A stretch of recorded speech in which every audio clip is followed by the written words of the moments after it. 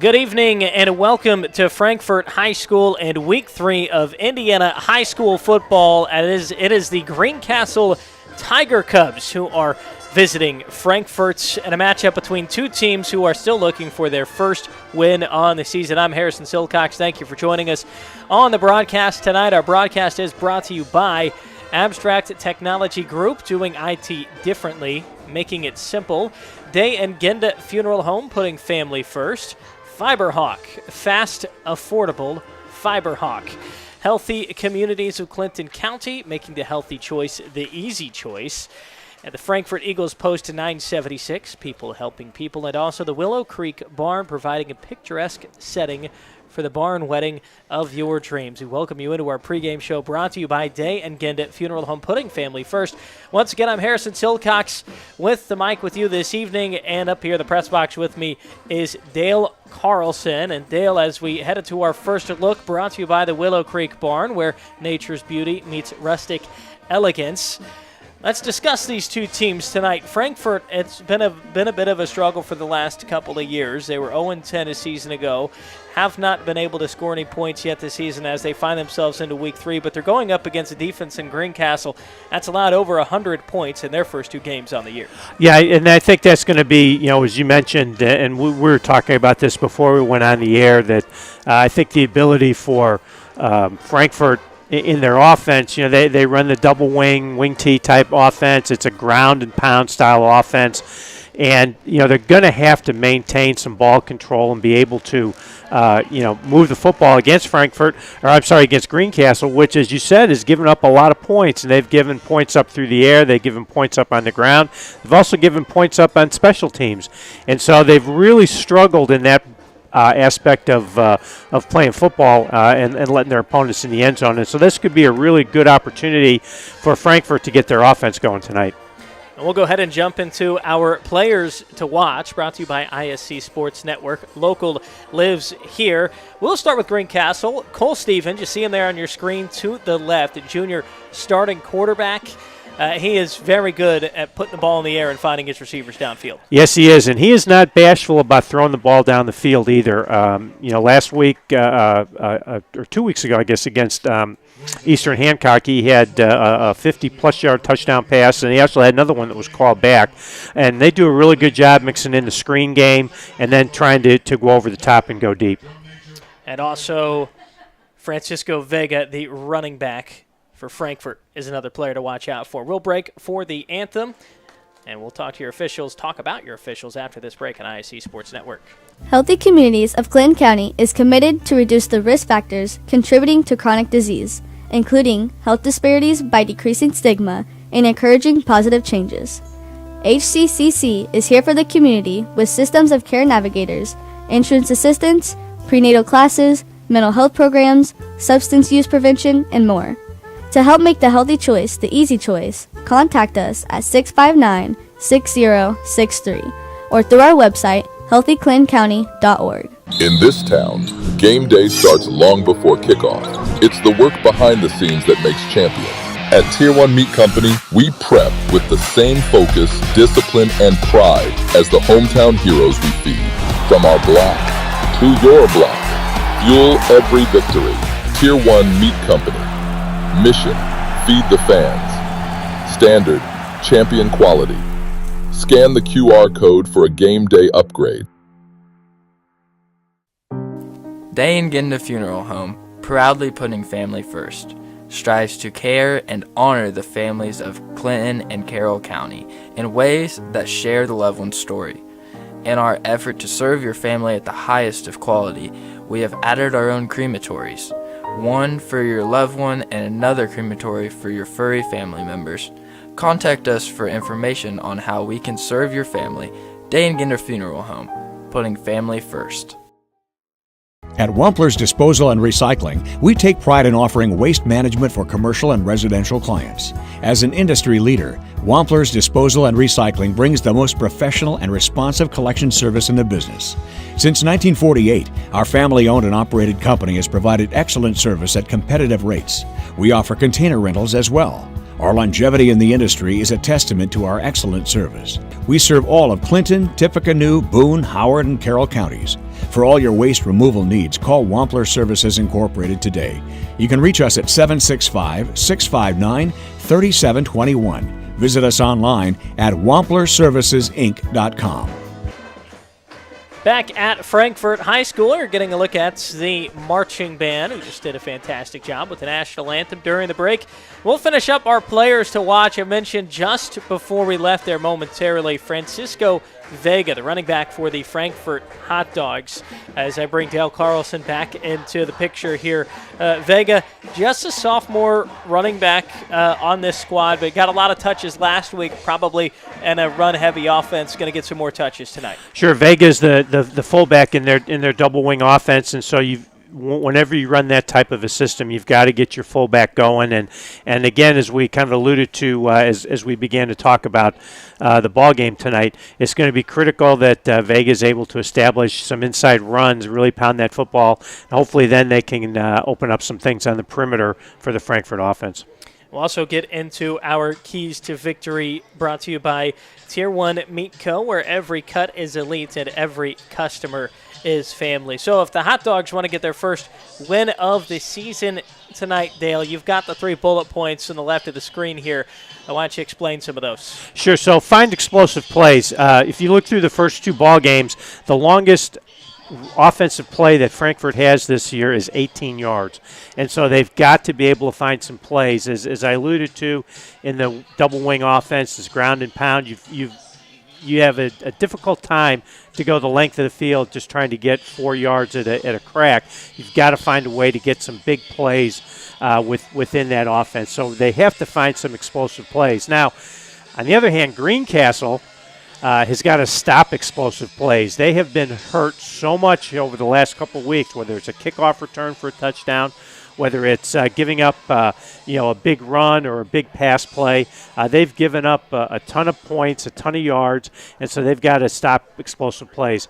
And then, ball control, Greencastle's not going to try and control the ball in terms of clock. I mean, they're looking for big plays on offense. I think Frankfort's got to really control the ball. They've got to keep the Greencastle offense on the sidelines, not give them a chance to get their offense rolling, because if Greencastle is able to get the ball rolling, it could be a long night for Frankfort. It's a little cliche, but tale as old as time, and you got a team with a really good quarterback. One of the best ways to nullify that threat is keep him from getting on the field. Absolutely, and you say that we talk about that as in coaching cliches, and having coached for 40 years, I've got a lot of them. But the fact that that's true is if I'm the Frankfort coaching staff, I want to do everything I can to keep Greencastle's offense on the sidelines, and I also then want to be able to control the clock, try and run the clock down. I'm going to use all the play clock I can, everything I can do to keep their offense on the sidelines, ball control, and hopefully get some points and get out with a win. Once again, that is Dale Carlson with your keys to the game. I want to talk about tonight's officials. The good folks out there. This game wouldn't happen without it. It's brought to you by Wampler's Disposal Service and Recycling, where recycling makes sense. We've got Bradley Burge, Curtis Dyson, Jason Sherrar, Kevin Kirsch, and Owen Smith are who is suiting up in the stripes tonight. Once again, appreciate the work that they're doing to help this game get underway. As you had a look moments ago of Greencastle, they are on the field officially now and on the away sideline. Cole Stevens getting warmed up. That is happening off picture as we await the arrival of the Frankfort Hot Dogs. And we'll go ahead and get to our starting lineups, brought to you by Ardente Dental. Healthy smiles start here. And it is the Hot Dogs who you see are getting ready to run out onto the field. And starting lineups tonight, we'll start with the Hot Dogs on offense. Dennis Barkley is likely to be your quarterback. Last couple weeks, Kiefer Dooley has been mentioned as the starter, but it is Barkley who has gotten most of those reps, so that's something worth keeping an eye on. This offensive line, the big bodies up front trying to control the line of scrimmage and the running game. It's comprised of 2 seniors, a couple more juniors, and then 1 more sophomore. That sophomore being the left tackle and Cameron Cook. A couple things have been mixed up on the offensive line as well. Trey Seward's been moved from right tackle to center. Dominic Hoskins has been moved from center to right guard. And then Benny Chuka was playing right guard last week. He's now out at right tackle. And then we mentioned Francisco Vega, that running back, fullback type of role in this run-heavy offense that Dale touched on and our players of the game. And we'll go ahead and move on to Frankfort's starters defensively. Dennis Barkley, he is your quarterback on offense. He's in a linebacker role defensively. This is a front four group made up of Josh Taylor, Steven Matthews, Benny Chuka, and Trey Seward. And Darren Barkley, one of two cornerbacks. Xavier Taylor, another one. Quincy Allen and Jaden Davis are your two safeties. And now let's take a look at that starting offensive lineup for Greencastle. We've talked about them a few times. As you see, Frankfort officially taking the field now. Starting at quarterback for the Tiger Cubs is Cole Stevens. We mentioned him plenty. You'll hear his name plenty tonight, and you get a good look at the kid's arm as well. Likes to throw the ball. He's already had 49 attempts this year, completed 35 of those attempts, averaging 186.5 passing yards per game. He's got 3 touchdowns on the year, 2 interceptions. His longest completion on the season is a 50-yarder, and he is a junior and is in his 3rd year starting on this offense. That is number 5 there, as you see in the starting lineup. Very experienced offensive line group on the Tiger Cubs as well. Zion Slater is the starting left tackle to protect that blind side of Stevens. Moved out to left tackle this year. Previously, it was playing left guard a year ago. Grayson Littlewebbers, who stepped into that left guard position. Ashton Dayhuff is the starting center, senior, 5'10", 245. And then you've got Cameron Mager and Aiden Dino as well. All seniors and juniors made up in that group as well. Wide receiver to watch out for tonight, that'd be number 1, Trevin Long. Had 767 yards, 9 touchdowns last year. He is a big threat through the air, could take the top off the defense. And then Parker Welker in at running back, the starting running back for Greencastle. He can be a bell cow back. Doesn't necessarily need to be that in a pass-heavy offense. A junior 6'2", 235-pound guy. That segues us nicely into Greencastle's defense, because the heart of that defense is Parker Welker as well. He's their middle linebacker, as well as that starting running back. Led the team in tackles last year as just a sophomore. He's got 19 so far this year, including 1 tackle behind the line of scrimmage. It's a front 4 out of this group, a couple defensive ends, and then a couple tackles on the inside. David Hanks, Mason Pickett, Ashton Dayhuff, and Alex Grove are the 4 players on the inside. And then at the back of the defense, your secondary, Dylan Archer and Owen Sorrell is your 2 cornerbacks. Caden Heights and C.J. Proctor are your 2 safeties. Proctor, last week against South Putnam, had a field goal block to add to his resume on the season, as you get a look at our officials once more. So that is your starting lineups for both teams as we inch closer to kickoff on a beautiful Friday night, as temperatures will dip maybe just below 70 by the time we kick things off. We'd like to once again mention the Frankfort Eagles. Tonight's game brought to you by the Frankfort Eagles, Post 976. Serving our community since 1905 with over 900 members locally. The Frankfort Eagles offer something for everyone. For more information on who they are and what they do, please visit FOE.com or stop by 408 North Main Street in Frankfort. Once again, I'm Harrison Silcox, Dale Carlson up here with me. Dale, we're getting closer at the kickoff. Obviously, we're going to have a coin toss. Teams are going to sort out who's kicking, who's receiving, who's going to get the ball at the start of the second half. You alluded to it earlier in the pregame show. You got 40 years of coaching experience under your belt. Would you, as a coach, prefer to get the ball in the second half or receive it off the bat if you won the coin toss? Usually probably 98% of the time, if we won the coin toss, we were going to defer and kick off. I wanted to have the ability to have the ball to start the second half. Part of it is, hopefully maybe we can get a score at the end of the second half and then double it up. But I think more importantly, to my way of thinking, it was the ability to come out at halftime and kind of know what we have to do. Are we ahead? Are we behind? Is it tied? Can we take control, with our offense at that point? And I would imagine here, if I'm Frankfort, I'm probably going to want to take the football because I want to control the clock. If I'm Greencastle, I'm probably going to defer till the second half because of the explosiveness of their offense. We'll see if I'm right. We'll see. Would you prefer heads or tails? Did you just go with a gut on that, or were you like a tails only guy? You know what they say, tails never fails. Yeah. I didn't care. I just whatever our captains wanted to call that was on them. They had to figure that one out. All right. Well, some good coin toss insights from a guy who's coaching the college game for around 40 years. So if you have your notebooks out at home, if you're watching this, maybe jot some of that stuff down. That's not some insight I'd imagine you're going to find anywhere else in the football landscape this weekend. And we got NFL starting this weekend.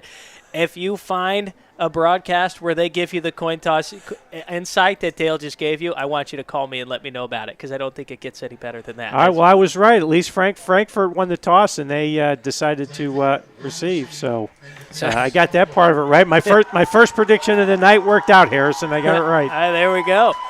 So that does segue nicely into that time of possession that you were talking about. How important do you think the opening drive is going to be for Frankfurt, just from a tone-setting standpoint? I think it's going to be huge for them. The fact that at this point now you've got what you want. You wanted to take the ball to start the game. You want to control the clock, and so now you got to get first downs. And we used to talk about first downs as like your savings account in the bank. And the more first downs you got, the more interest you got, the better your field position, your better chances of winning the game. And so, right now, take that opening kickoff. And again, you've got a team in Greencastle that hasn't been great on special teams. They've already given up one big chunk kickoff return for a touchdown. Maybe you're able to catch one and get some great field position to start the game special teams-wise, then hopefully get your offense rolling and start to get those first downs and control the clock. Head coaches for both teams. You got Justin Kinsey leading the Frankfurt Hot Dogs. It is his first year as the head coach of this Frankfurt program. On the other sideline, you've got David Stephens leading the way for the Greencastle Tiger Clubs. It is worth mentioning Frankfurt 4A school, Greencastle 2A school, both these teams, and the newly formed Monon Conference as well. Tonight starts conference play for the Monon as well, so some historical context for you there as the Monon Conference officially gets underway for football for the first time in Indiana high school football history. Also, for those of you familiar with JohnHarrell.com, all sorts of great stuff when it comes to high school basketball and football in Indiana there. And the schedule history, which only goes back to 1994 between these two teams, they have never met. In my research, I was unable to find a matchup prior to 1994. So cannot confirm that this is the first meeting, but it goes to show you that these are two programs who are really not familiar with each other at all within the last 2 decades, which is another interesting wrinkle to the conference reshuffling and the matchup that we have tonight. Yeah, for sure. So it's not only is it the first meeting between the two, but it's the first conference game. They each have an opportunity to establish themselves at the start of Monon Conference play and see who can get that first ever victory in the conference, and of course against each other. So Darren Barkley, one of 2 returners back for the Hot Dogs as we await the opening kick. And from one end to the other, it is returnable. Bouncing off the feet, Frankfurt will be able to pick it back up, and just inside their own 20-yard line, it was Darren Barkley was one of the returners there. But regardless, the offense is headed out of the field to set up on their first drive tonight. Yeah, it was unfortunately in that short kick that the ball got bobbled a little bit. There was some space there for a return, so probably not the start they wanted on special teams for Frankfurt. But now let's see if they can churn out some yards here in this double-wing offense and get some first downs. There's Quincy Allen, who was the returner who tried to get his hands on the ball. Unfortunately for Frankfurt, was able to jump on top of it, avoid a turnover. Here's our first look at this running game. Trouble with the snap for Barkley, but he tries to push his way forward. Does pick up a decent amount of yards on the play. So second and about 7 on the way for Frankfurt. Yeah, they definitely bobbled the snap, and it was very fortunate for Frankfurt. They were able to pick that ball up and actually turn it into almost a 4-yard gain. And so, now they've got their offense. We can say they're ahead of the change. They got 2nd and 6 right now.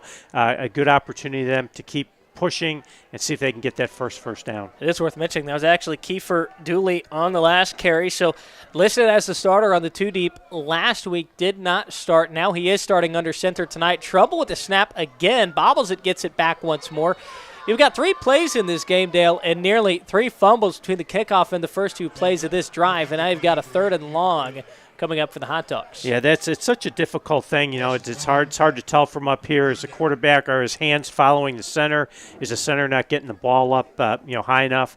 When I coached the offensive line, it was always the center's part. When I coached the quarterbacks, it was always the quarterback's fault on those on those miscues on the snap.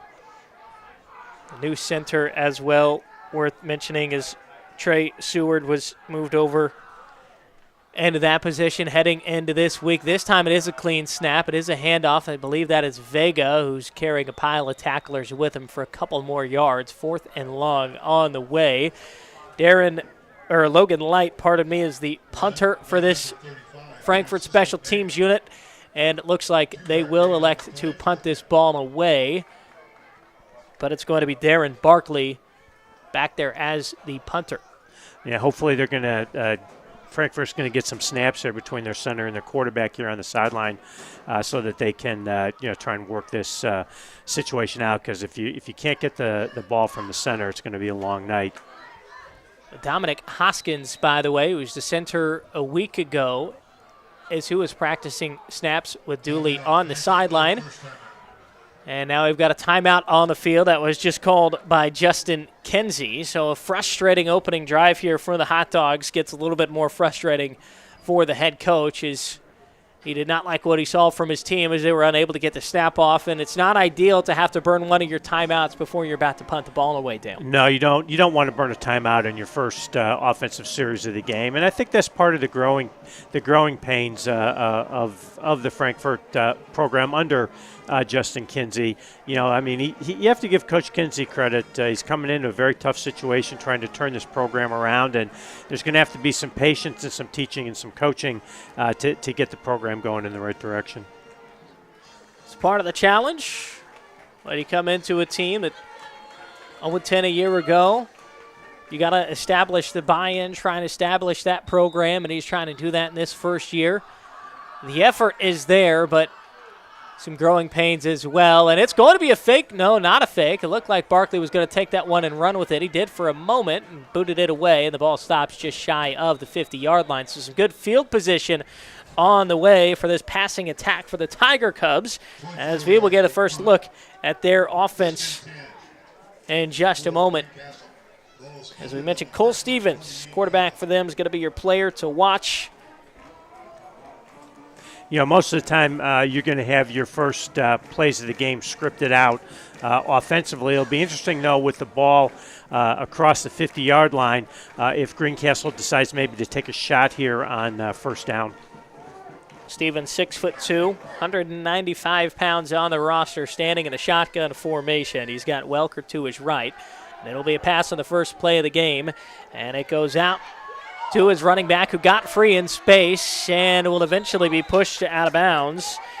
And it was actually T.J. Jordan, the backup running back, who was in on that snap, but a good chunk play to start the drive for Greencastle offensively, as Jordan just got open in some space and caught it and ran with it. Right, we call that a shoot screen, where the running back just runs a little shoot or arrow route to the boundary, and you see the receivers are already blocking downfield, trying to set that up, and Greencastle was able to take that little short pass and make it into a big play. And that's those explosive plays, those chunk plays we were kind of talking about earlier that Frankfurt needs to stop.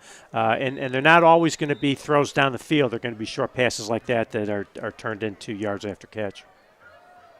Empty shotgun formation this time around for Stevens. Looking to the left side of the field, throws it in that direction.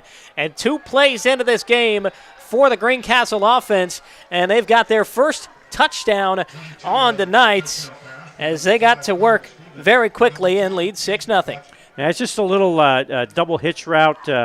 Caden Blodgett, the slot receiver, was able to take that hitch route, turn around. Nobody was there for Frankfurt, and again was able to score. So that's 2 big pass plays off of very short passes, and if Frankfurt can't stop those tonight, it's going to be a rough night.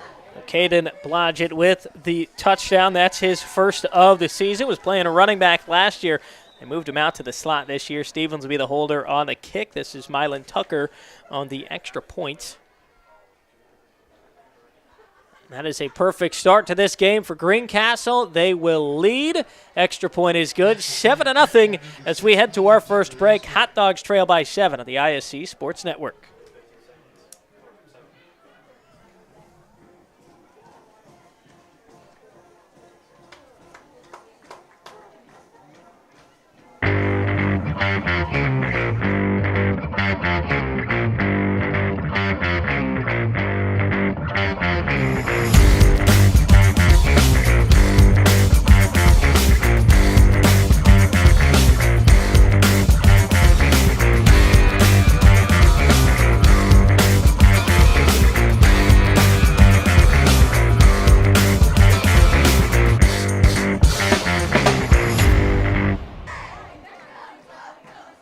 Tiger Cubs getting ready to kick off after their first touchdown of the games. It was Cole Stevens to Caden Blodgett.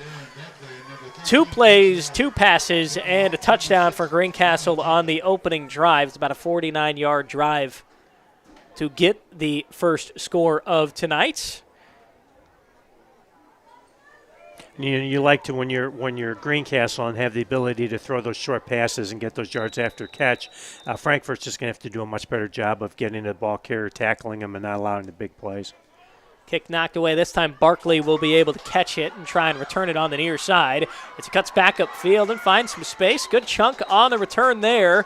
Just past the 30-yard line is where this offense for the Hot Dogs will try and get back to work as you get another look at the blocking here on the return. Yeah, there was a nice opening there, and it looked like for a minute that could be a big return, but T.J. Jordan, the sophomore linebacker, was able to make that open field tackle, and not bad field position here for Frankfort, but again, as we talked about in the first drive, of course they've got to get the snap, but they've got to get some first downs. That's just going to be critical.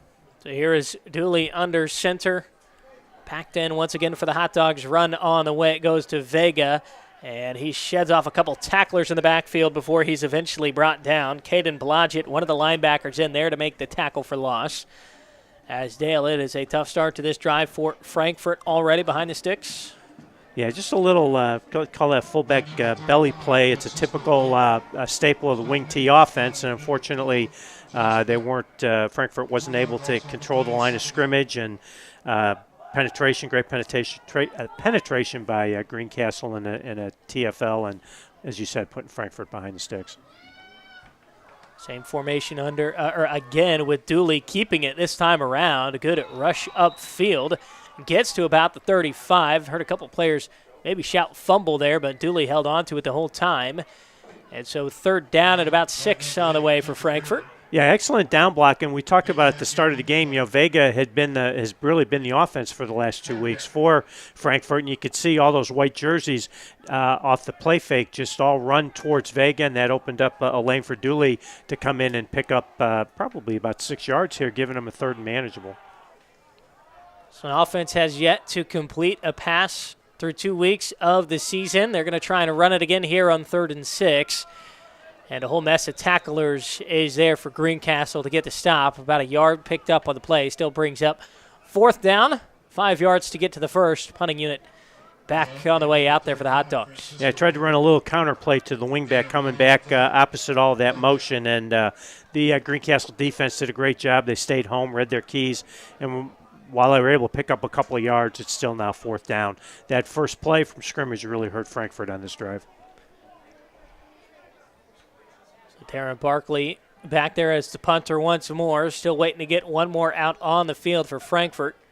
Second time this punting unit has had an issue getting the correct amount of players on the field. That's why Kinsey had to burn a timeout last time they were trying to punt. And here's Barkley who boots it away from one end to the other. Trevin Long back to return. He's got some speed on the sideline as a flag flies while he goes out of play. And we get our first penalty assessed on the game. Yeah, watch Jackson Roby right here has got to not allow the punt returner to get to the sideline like that, although it looks like we're going to have a hold or something here that's going to put Greencastle back, make it a little bit more difficult for their offense here. So this will be a good test now for the Frankfurt defense, as we talked about at the beginning, not to allow explosive plays, and we're going to have to do a good job of pursuing to the football and making tackles here to try and slow Greencastle down. As for that penalty flag, I didn't see exactly what the call was, but regardless, it's going to push Greencastle back to their own 24-yard line as this passing attack goes back to work, with Stevens once again out of a shotgun formation. TJ Jordan in at running back, I believe, once again.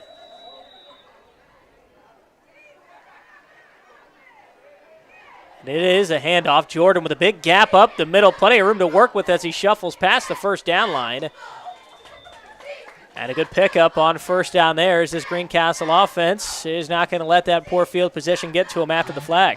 No, they ran a little split zone play with the tight end coming off the wing, coming across, getting a good kick-out block on the Frankfurt defensive end, and created some big space for a run. Now you've got Greencastle going empty. Could be a screen pass here.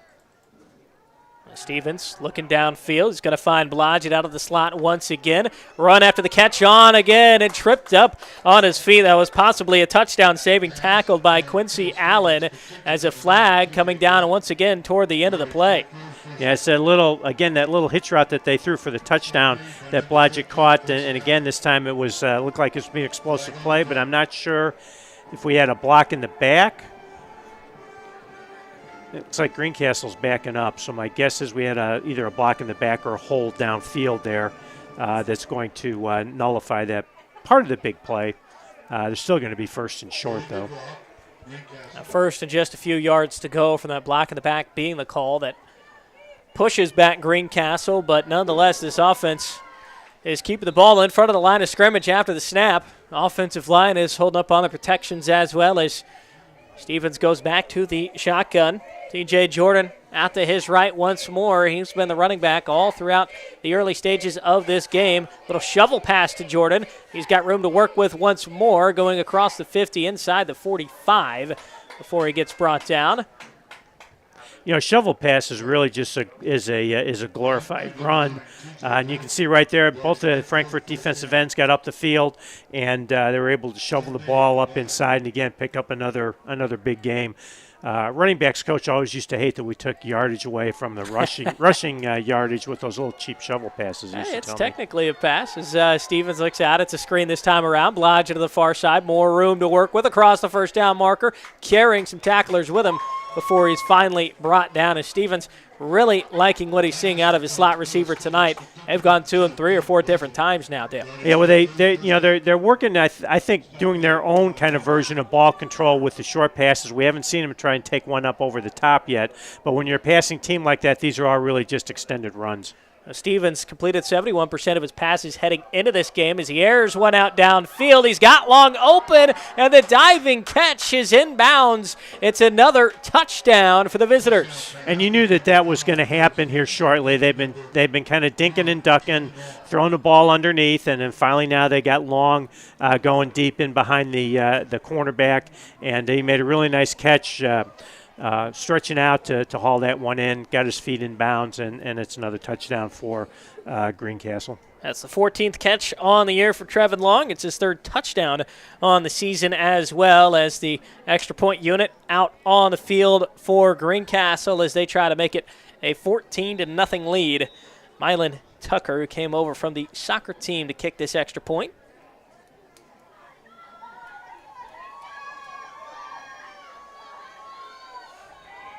Both Trevin Long and Cole Stevens add to their highlight reels as the extra point is up, and it is good. So make it 14 on the board for the Tiger Cubs. Frankfurt still looking for some answers on offense. I want to mention once again tonight's broadcast brought to you by Day and Genda Funeral Home. Tonight's game brought to you by Day and Genda Funeral Home with locations in Frankfurt, Flora, Mulberry, and Rossville. The compassionate and experienced staff at Day and Genda Funeral Home are dedicated to providing a loving and genuine environment for you to honor your loved one. For more information on our services and community involvement, please visit dayandgenda.com. Day and Genda Funeral Homes, where we put family first. Also, Healthy Communities of Clinton County. Healthy Communities of Clinton County Coalition understands the important role healthcare coverage plays for athletes and their families. We partner with CKF to provide free expert assistance to enroll, use, and maintain affordable coverage. Our certified navigators are available to set for uninsured Hoosiers as trusted teammates. Or as a trusted teammate, pardon me. Call 1-888-975-4CKF and tell us the county where you live or work. Once again, I'm Harrison Silcox. And to my left up here is Dale Carlson. And Dale, it has been a perfect start other than the flags for Greencastle, as I think we might have had somebody move early on a kickoff here. Not the kind of penalty you see too often. No, you don't. But again, that's all about focus and discipline to make sure that you stay on side, that you time up your release on the as a kick cover player with the kicker's timing, and that's something that you have to work on all the way through camp and even during the season. To make sure that you're staying focused on that. And, that's the thing is when you jump out to a 14-0 lead, and I don't want to say that this has been easy for Greencastle, but as a coach, those are the things that drive you crazy because, you're up 14-0 and then you commit a silly penalty like this. And so I'm sure that Coach over there is going to have some words on the sideline for their kick cover team. And it's Barkley on the kick return. We'll see if he can find some space to run with this one once more. He shuffles around a couple blocks and gets around to the 35. You mentioned the penalties, Dale. It's kind of things that drive coaches nuts, especially the ones that, it's within your control, right? It's yes. making sure you're synced up on the kickoffs and stuff like that. And for Greencastle last week, they played in a game that, ultimately they lost, not necessarily just because of the penalties, but between them and South Putnam a week ago, 273 penalty yards between both those teams. Yeah, and again, you're not going to win a lot of games or win championships if you're committing that many penalties. And that's, as you said, it's about focus and discipline. This is Dooley back under center. Hard count, got some movement. So more penalty flags in the air, continuing to go against Greencastle here. That's one way to get things started on first down, and it's nice to work with a shorter setup with the chains when you're such a run-heavy attack that Frankfort is, I'm sure. Yeah, absolutely. And again, that's just a lack of focus. That Frankfort's going to run that short motion, and as a defensive lineman, you should never jump offside because your eyes are on the ball. All right, Dooley taking the snap this time around, goes straight up the middle with the ball on the turf. Is it going to be recovered by Frankfort? Are they going to keep it alive? They've been flirting with danger with this already in this first quarter, and they do keep it in their hands. Second down on the way. I believe that was James Lozano who had the carry up the gut. Led the team in rushing last week.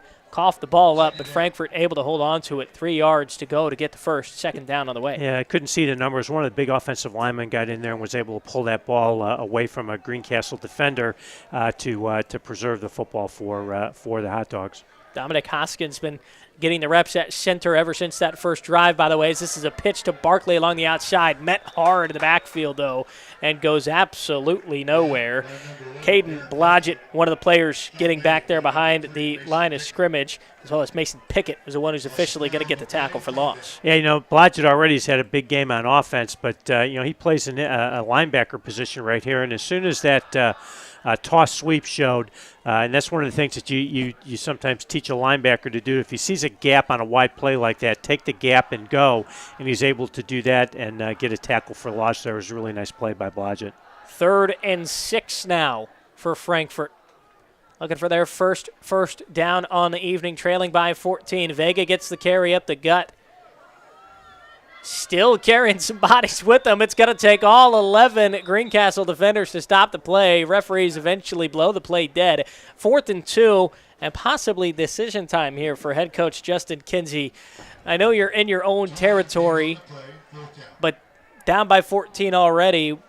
Would you consider going for it on 4th down here in a short yardage situation? I would. I think you've got to do something to try and flip a little bit of momentum in your favor. Now, they could also try to go to the hard count here, see if they could draw Greencastle offside. Of course, the Greencastle coaches are over there yelling, watch the ball, all those things. So it could be the hard count, or who knows? Could be a quick snap, and they decide to see if they can catch them off guard and see if they can get some push right away. And Dooley just sneaks it right up the middle. Officials spot him right at the first down marker. They officially going to give it to him. We don't have a signal yet. The nose of the football right at the 45 where Frankfort needed to get to, and the chains officially do move. So that is a first down.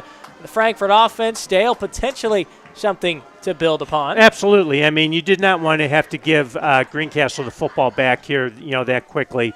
And it was a great call. As I said right before the snap, I thought maybe they might quick snap them, and they did with the quarterback sneak, and that enabled Frankfort to get the first down. 1st and 10. Dooley on a good snap, fakes the handoff, rolls out, looking to throw. Will do just that, but it comes up short.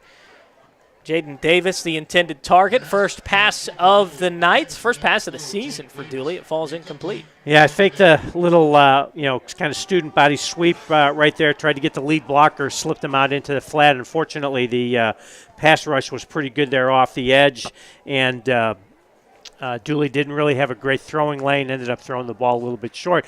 But you still have to do those types of things. You've got to keep Greencastle's defense honest that you just might put one up in the air. They can't just keep stacking the line of scrimmage trying to stop the run.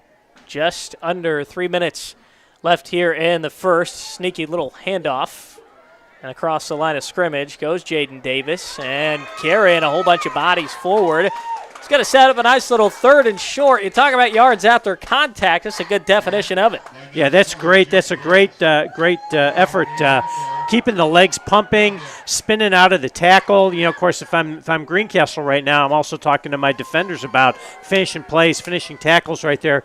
But that was a great run by Jaden Davis. I mean, just trying to power, keeping his legs going, and getting himself close to the first down. Davis, 5'8", 150 pounds. Did not play like that on that last play. Put the pad level down and kept those legs churning, as you mentioned, Dale. And here's a 3rd and short once again. And it goes out to the outside. I believe that is Dooley just trying to fight for an extra inch or two. And another decision here for Kenzie. You think he's going to go for it on 4th and short after going for it on 4th and 2 back in his own territory. No, there's no doubt he's going for it right here. He kind of already set the tone to go for it the last time. I don't know if he's going to be able to catch Greencastle on a quick count this time. They might try and freeze them and see if they can get him to jump. Sometimes you'll have a freeze play on and try to get him to jump. If they don't, then either call timeout or send a play in from the sideline. 90 seconds left in the quarter, 15 seconds left to get the snap off. Greencastle defensive line showing all sorts of pressure, as you would imagine. They've already fallen for a hard count earlier this drive, down to 3 seconds. Dooley does snap it. Tries to keep it along the outside and is brought down for a loss on the play. That is a turnover on down. So that time around, Greencastle stands tall defensively, and they'll get the ball back on offense.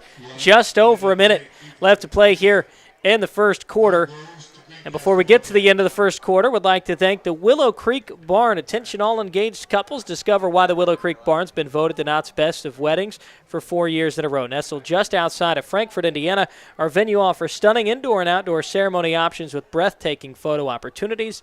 We provide the perfect backdrop for your dream barn wedding. To start planning your unforgettable day, visit thewillowcreekbarn.com as Stevens is back out in the shotgun formation. The running back out to his left. And 4 receivers pre-snap. And Stevens will look to pass. He will look downfield and throw exactly that way, in and out of the receiver's hands. A nice hit thrown over the middle to dislodge that ball. That's Jaden Davis, the safety, getting in there making a play. So they've been running that little hitch route to Blodgett. Now they brought him on the post route and hit a lot of space up in the middle of the field. Really should have caught that, but Jaden Davis with the big hit causes the incompletion. Stevens, this time on the short pass, will get about half of what he needs to get to the first down marker. That's Nash Dobbs for the first time tonight, the tight end. And again, now that's 2 big hits and a tackle now for Frankfort. And so far right now, this has been their best defensive series of the game. And early movement along the line of scrimmage. This time, it is the Hot Dogs who jump.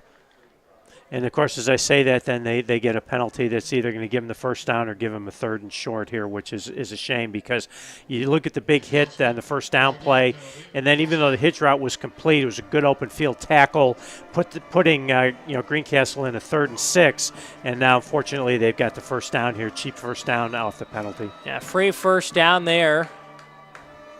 There was some movement on the defensive line. Play action pass. This time Blodgett does catch the ball and room to work with right after as he gets taken down by Allen. Another first down picked up there, though, for Greencastle as Blodgett tried to get to the sideline. 20 seconds and counting here in this first quarter. We'll see if there's one more play that Greencastle's able to get off, already leading by 14. They've got 15 seconds to do just that. TJ Jordan remains in at running back. Stevens has 5 seconds. And they will run a play as he rolls out to his left. And goes toward the end zone as the buzzer sounds. Blodgett was wide open. Did he stay in bounds? And I do not believe he did. No. So it'll be 2nd and 10.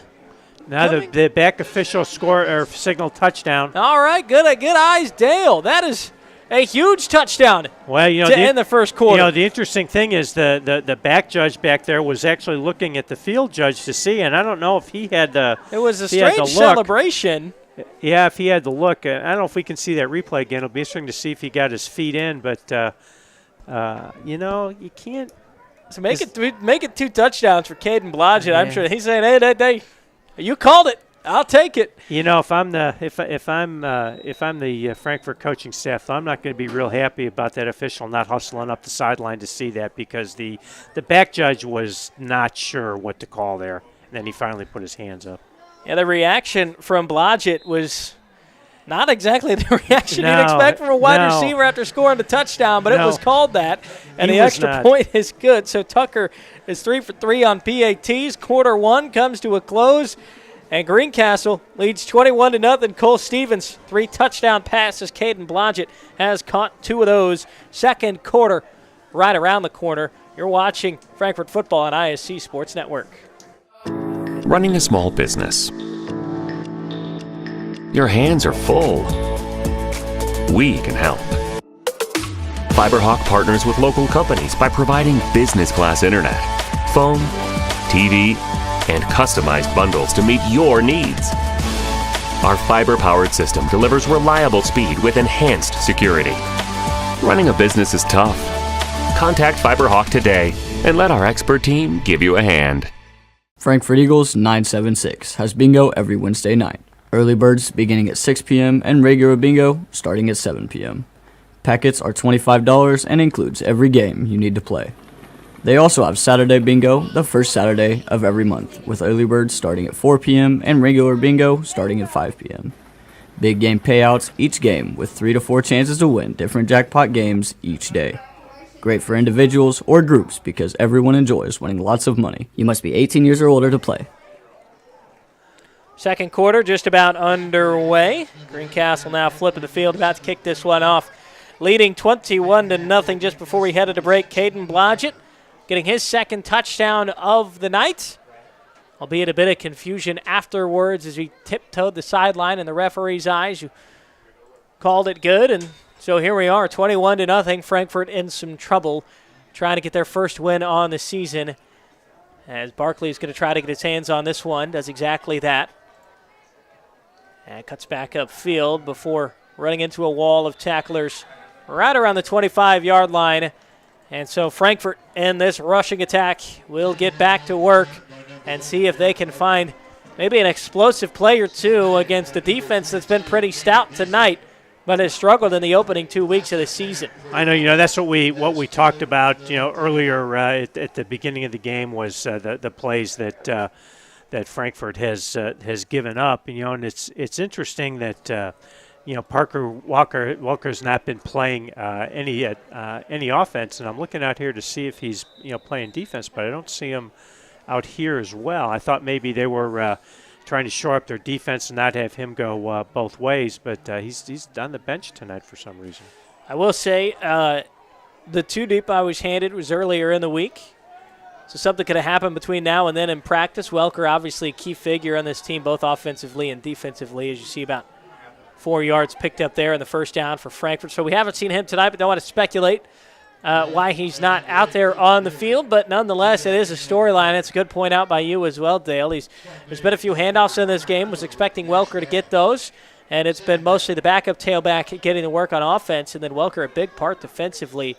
As Coach David Stevens said a lot of really good stuff in the preseason about Parker Welker as a linebacker.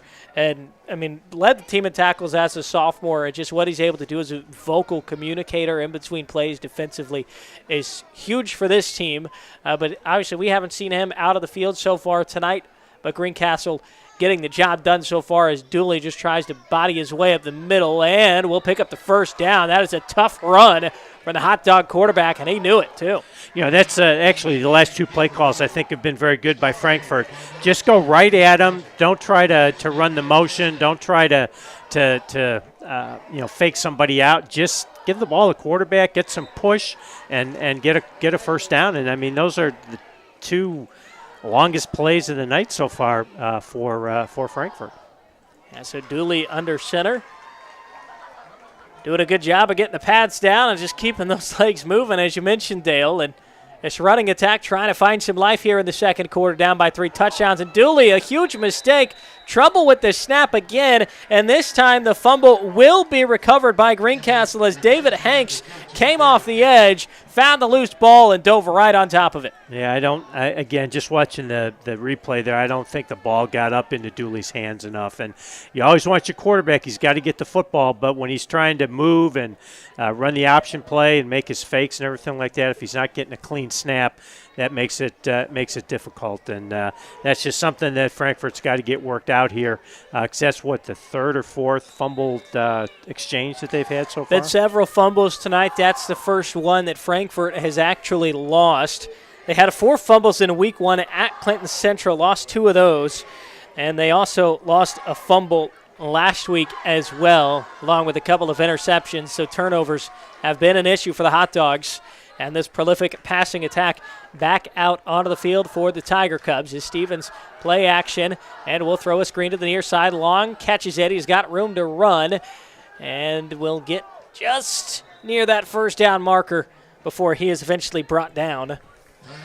Yeah, screen can, we call that a tunnel screen. We've got the outside receiver coming inside, trying to find all those big offensive linemen, get himself north and south up the field, and did a nice job. Although you got to give Frankfort credit there too. There's probably 5 or 6 blue jerseys that were there on the tackle and prevented Long from getting a big play. So here is 2nd and 3. As mentioned, T.J. Jordan. And it's the backup running back, but getting the workload tonight on offense. He's done very well with the ball. Early movement once again here from the Hot Dogs as they fall for that hard count again. And you just, those issues we talked about earlier, offsides, illegal procedure, those types of penalties that are not aggressive, they're just focus and discipline penalties, and especially in that situation because they just gave Greencastle an easy first down. That's defensive tackle Benny Chuka, I believe, who jumped just a little bit early for Frankfort. 3 wide receivers and a tight end out on the field with Stevens as he drops back once again. Good protection. Looking toward the end zone and just outshot his receiver right off the fingertips of Blodgett. That would have been a hat trick of touchdowns here in the first half. Instead, 2nd and 10 is the alternative here for this offense that is not shying away from the end zone with 9:25 left to play in the second quarter. No, the Greencastle definitely wants to take their shots, and what they did is they took the slot receiver here to the bottom of the field, ran to the corner, and then ran Blodgett to the post, and he was wide open, and he got his hands on that. He's got to catch that football. I'm sure that he knows that he should have caught that one. So 2nd and 10 is a result after that as Stevens will once more look downfield, throw deep again, and it's going to be another touchdown pass for the junior quarterback as Greencastle once again extends their lead on the road and is ever closer to that first win of the season. Owen Sorrells, the 5'11 senior, on the catch and scamper to make it 27-zip. So, they've already thrown the post route to Blodgett. In fact, the play before was a post route to Blodgett. So they did the post to Blodgett this time to try and take the safety out, and then Sorrells came on the dig route right underneath it and was wide open in the middle of the field and was able to make the catch for the touchdown. So 9:17 left to play in the second. Trying to make it 28-0 extra point on the way. And straight through the uprights as we hit another break. With, again, just over 9 minutes left to play in the first half. It is all Greencastle, 28-0 on the ISC Sports Network. The Willow Creek Barn has been voted the best of weddings on the knot for 4 years running. The Willow Creek Barn has earned its reputation for a reason. With breathtaking grounds, a stunning barn, and a staff that goes above and beyond, making sure that every detail is perfect, your wedding day will be seamless, joyful, and unforgettable. From the first look to the last dance, your happily ever after starts here. To book your dream wedding, visit thewillowcreekbarn.com. Welcome back to Frankfort High School. Broadcast tonight brought to you by Tier 1 Meat Company, where we take pride in delivering locally sourced premium beef and pork. The kind of meat that honors the land, respects the craft, and fuels families with real flavor. From custom processing to mission-ready catering, we bring the firepower to elevate every meal into every moment. Founded by veterans, every cut is elite, and every customer is family. Step into Tier 1 at 128 West Catherine Street in Flora, or visit us online at tier1meatco.com as the kick is booted, squibbed onto the turf, and it will be picked up by the Hot Dogs. We'll see if they can make anything out of this return as it goes just across the 15-yard line. So not the best field position on the way, as it was Blaine Varner back there on the return. And his defense, a bit of an awkward bounce off the turf for that football, but we'll talk to you about FiberHawk as Frankfort comes out of the field offensively. Now available, FiberHawk Fiber Internet. Super fast speeds, no more buffering. Perfect for all sizes of business. FiberHawk offers every speed to meet your internet needs. For more on offerings and availability, go to fiberhawk.com or call 765-922-HAWK FAST. Affordable FiberHawk. Let's get on Harrison Silcox with you this afternoon. Covering play-by-play duties, Dale Carlson. Color commentary for you. All sorts of coaching insight in his days that he's bringing to the broadcast booth as Frankfort, nice run on first down here, getting ever so closely to that first down marker as they gave it to Lozano that time around.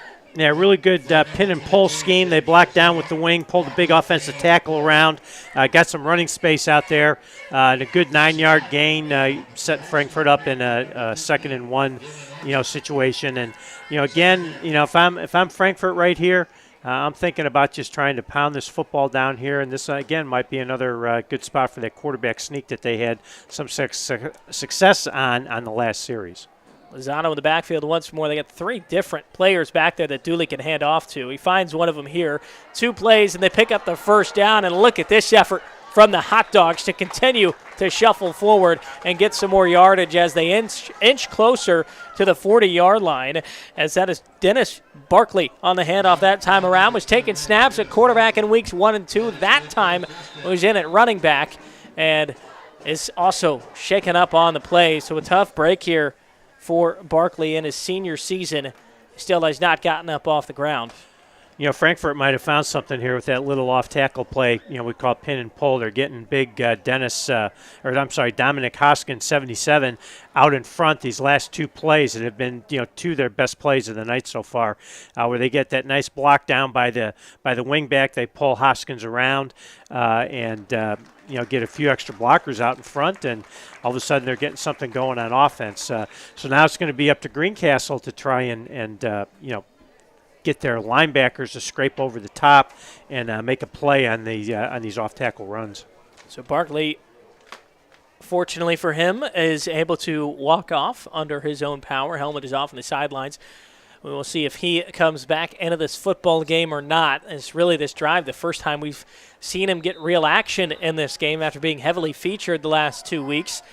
And he made the most of it on that carry, just unfortunately a little bit shaken up. But Dale, here they go again with 3 players in the backfield, Dooley under center. And he's going to fake a handoff, and Dooley will keep it himself and body his way forward across the 40. Yeah, it was a good read there by the Greencastle defense to try and attack the running back there, but they didn't have anybody on Dooley, and he was able to, hold on to the football, and 2, pick up almost 5 yards. We'll see if this running game can continue to get the ball moving. Last drive ended in a fumble that was recovered by David Hanks. As Dooley gets the call on the play from his head coach, and it goes back to the huddle, trailing 28-0. And this is what Frankfort wanted to do: get first downs, run the football, and run the play clock down. Formation switched up a bit as Barkley goes in motion, and then you get movement from the man who recovered the fumble on the last drive in Hanks along the line of scrimmage. The whistle blew. There's a flag thrown from the referee all the way out to our right off camera. And it looks like the call is going to be on the offense. That there was early movements on the left side of that line of scrimmage. So after getting a nice pickup on first down, it's now 2nd and 11 for the Hot Dogs. Man, it's kind of 2 steps forward, 1 step back right now for Frankfort. Yeah, I think that was a delay of game call, and I believe that they're trying to run the clock down. I thought he snapped the ball. I thought they had movement before the game clock went down, and I thought it should have been a penalty on Greencastle. Well, this is a handoff. Lozano, a little shifty carry near the 45, up to the 44. 3rd and manageable here. You got to get 3 yards for this run-heavy offense. It's definitely doable given how well they've moved the rock on this possession. Yeah, that was just a little bit different type of scheme. They pulled the left guard. We call that a G scheme in the wing T, and able to get up underneath the pull of the left guard and actually pick up some really positive yards here. And again, I just got to think that this is 4-down territory. You don't want to punt the ball back to Greencastle here. You've got to try and get a first down. So back with 3 different options behind Dooley as he gives off to Vega and gets brought down for a loss in the backfield. A couple different tacklers there for Greencastle to stop the play in its tracks. So lose a couple yards, now 4th and a bit longer. And as you mentioned, Dale, it is 4-down territory at this stage in the game. We've seen Justin Kinsey make similar decisions in the first quarter, right around kind of in that no-man's land territory in between the 45s on either side. This time they're just outside of it on their own 43. Need to get about 4 as the handoff will not get them there. That is a turnover on downs. Greencastle continues to pitch a shutout defensively, and the offense will get the ball right back with 5:41 left to play here in the half. Yeah, I'm not so sure they shouldn't have stayed with those tackle guard pull type plays even on that 3rd down play, because that's really been the best plays that they've run so far. And I think in the 4th and 6th situation, Greencastle is sitting there looking for that. As the Greencastle offense makes their way out on the field, I want to remind you that our broadcast tonight is brought to you by Wampler's Disposal Service and Recycling. Wampler's is a place where recycling always makes sense. Please call Wampler's at 659-3721 for all your trash, recycling, and scrap needs. Wampler's Disposal Service and Recycling, family-owned since 1948. So breaking the huddle once again, Cole Stevens, solo in the shotgun this time around. He's going to have 5 different options to throw the ball to. As the Hot Dogs bring 4, Stevens, no pressure, finds long, just shy of the first down. Another completion for the junior quarterback. Yeah, when they go empty like that, he's got an opportunity to look at his numbers, how they cover in the 3-man side, how they cover the 2-man side. Frankfort was short a player to the 2-man side, so they threw the curl to long there for a first down. 4 touchdowns for this Greencastle offense. They've been created by the arm of their quarterback, who's thrown all 4 of them. This time on a slant, Sorrell drops it. That's just the 3rd incompletion on the night. That throw was a little bit behind Sorrell. I think, when he made his break there, he wasn't real sharp on his break, and I'm not so sure that Stevens kind of knew where he was going to settle on that and ended up throwing it behind him. So Sorrell's on his first catch of the evening.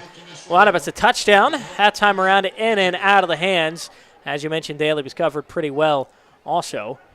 So 2nd and 10. As Stevens rolls out to his right this time, throws out to the far sideline, caught, run after the catch once more, and across the first down, and plenty more yards picked up as well was Sorrell's once more. Third time he's been targeted tonight. He's caught 2 of those 3 targets. Yeah, just, again, off the little sprint out pass, a little curl route out there to Sorrell, and you'd like to see Josh Taylor make that tackle and not miss and give Sorrell the extra yards after catch. So now in the red zone is Greencastle. Under 5 minutes left to play in the second quarter. Have yet to punt tonight. They've scored a touchdown on each and every drive. Stevens now looks toward the end zone and throws that way, and it's in and out of the hands. That would have been another touchdown of the night for Caden Blodgett.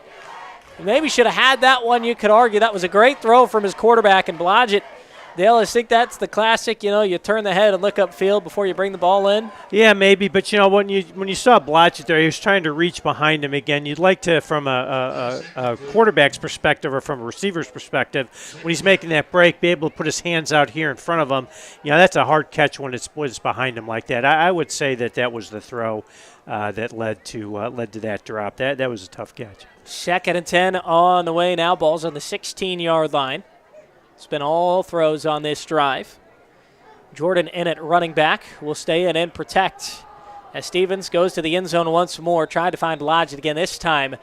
That ball bounces back where the band is standing as they get ready for their halftime performance. So back-to-back incompletions there for Stevens as this offense is now in 3rd and long for the first time tonight. Yeah, Quincy Allen actually did a pretty good job of walling Blodgett off from getting to the post route there. And even though he got open late, it forced Stevens to have to throw the ball high and out of bounds. Trevin Long lined up on his own on the far side of the field as Stevens. He's got 10 seconds to get this snap off. Looks to the sideline for the play. It looks like an audible's coming from head coach David Stevens. 5 seconds to get the snap off. Stevens now scrambling, trying to buy some time. Still looking upfield. Throws back corner. Catch and score. And this offense cannot be stopped.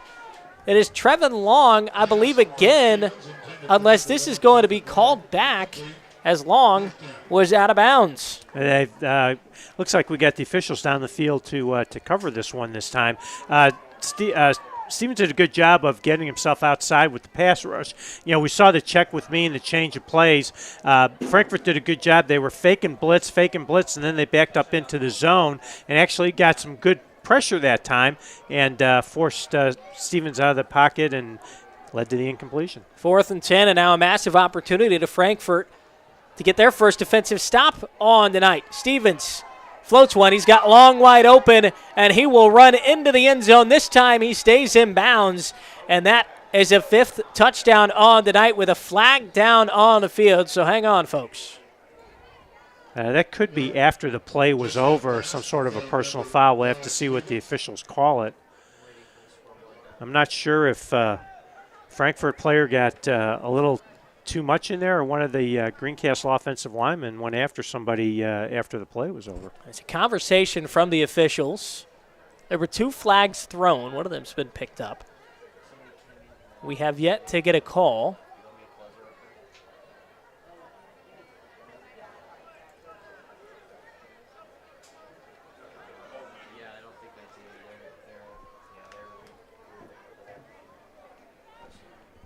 So we had a personal foul on one of the Greencastle offensive linemen after the play was over. So the penalty is going to actually be on the kickoff. Thank you, Dale. Appreciate the assist on that one. I picked up the signal immediately that the touchdown was good. So it's 35, or will be 35 as PAT goes through thus far. 34 unanswered. As Greencastle was flagged for some stuff after the play last week. Mentioned over 250 yards from penalties between both them and South Putnam a week ago. Penalties have been an issue again tonight, but what hasn't been an issue is scoring the ball for this Greencastle offense. As Long now has 2 touchdowns. It's 5 touchdown passes for Cole Stevens and 35 points on the board with 4:20 left to go here in the second quarter. Yeah, it's unfortunate. At this point, if I'm the Greencastle coaching staff, it's not so much about the score right now. I'm not going to be very happy, and I couldn't tell which player was over there involved in that. And maybe he thought he was protecting his quarterback. I don't know, but you can't have big penalties like that potentially could put you in a really bad position, field position-wise, especially after a touchdown when you're not going to be kicking the ball off from the 20-yard line. And whether that's going to be a difference maker in this game tonight, probably not. But going forward, as we've talked about, if Greencastle continues to have these types of penalties, they certainly are not going to make a run like they did last year in the playoffs. Yeah, when you look at a team that has postseason aspirations, when you start playing in games that could come down to one possession, or, it's the cliche, and it's a game of inches and things of that nature, those penalties are really going to add up. So obviously something that you would imagine Greencastle wants to clean up as the year goes along, as this is a team with a lot of experience, a lot of guys who racked up varsity minutes before this year started. As Frankfort is going to be set up on good field position because of the penalty, but Barclay's going to have a chance to take this just across the 50. We'll do exactly that.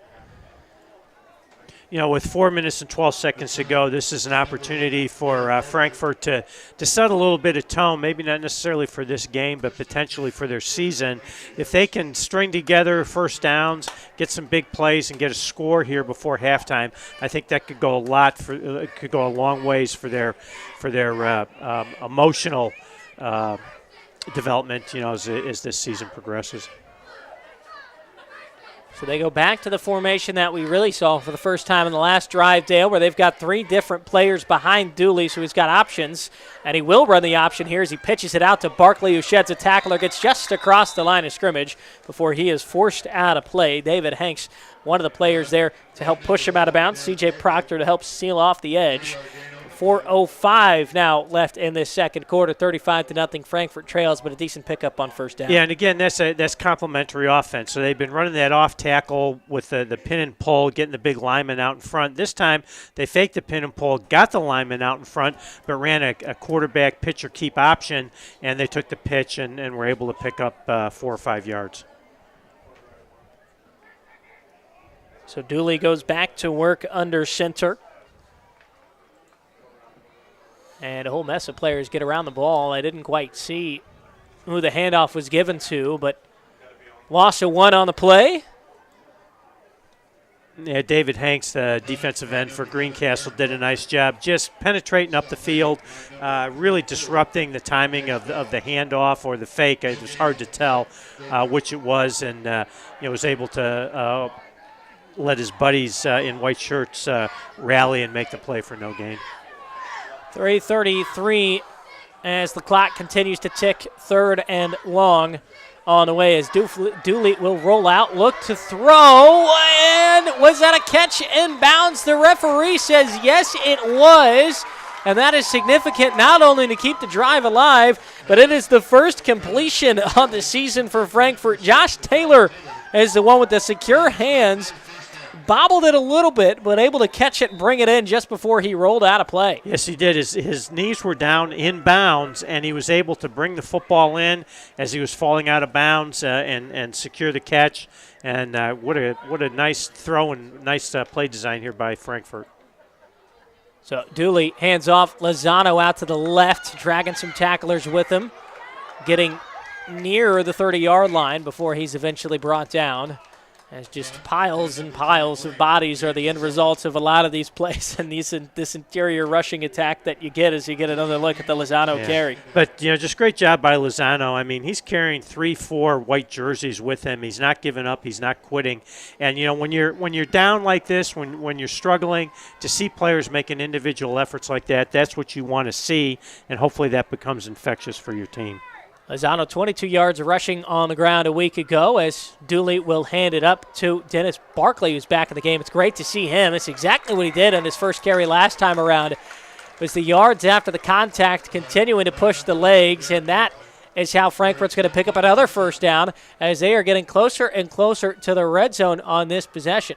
Yeah, Barkley did a really nice job. It looked like he was going to go outside. In the last minute, he cut back up inside.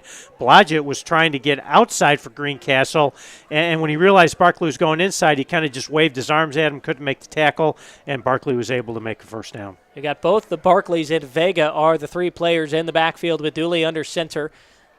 This time he hands off to Vega, who tries to find a gap to the left. That goes for no gain on the play. 2nd and 10. They've had success trying to get the ball off tackle here, and I think that time just trying to get the ball into Vega, trying to see if they can make something happen and fake the off tackle play. But Greencastle was ready for that and made the stop for no gain. Clock not too kind at the moment to Frankfort. Less than 2 minutes left to play. You're not going to see many stoppages on the clock on a team that's only thrown the ball twice tonight. As Dooley goes back under center, Vega behind him.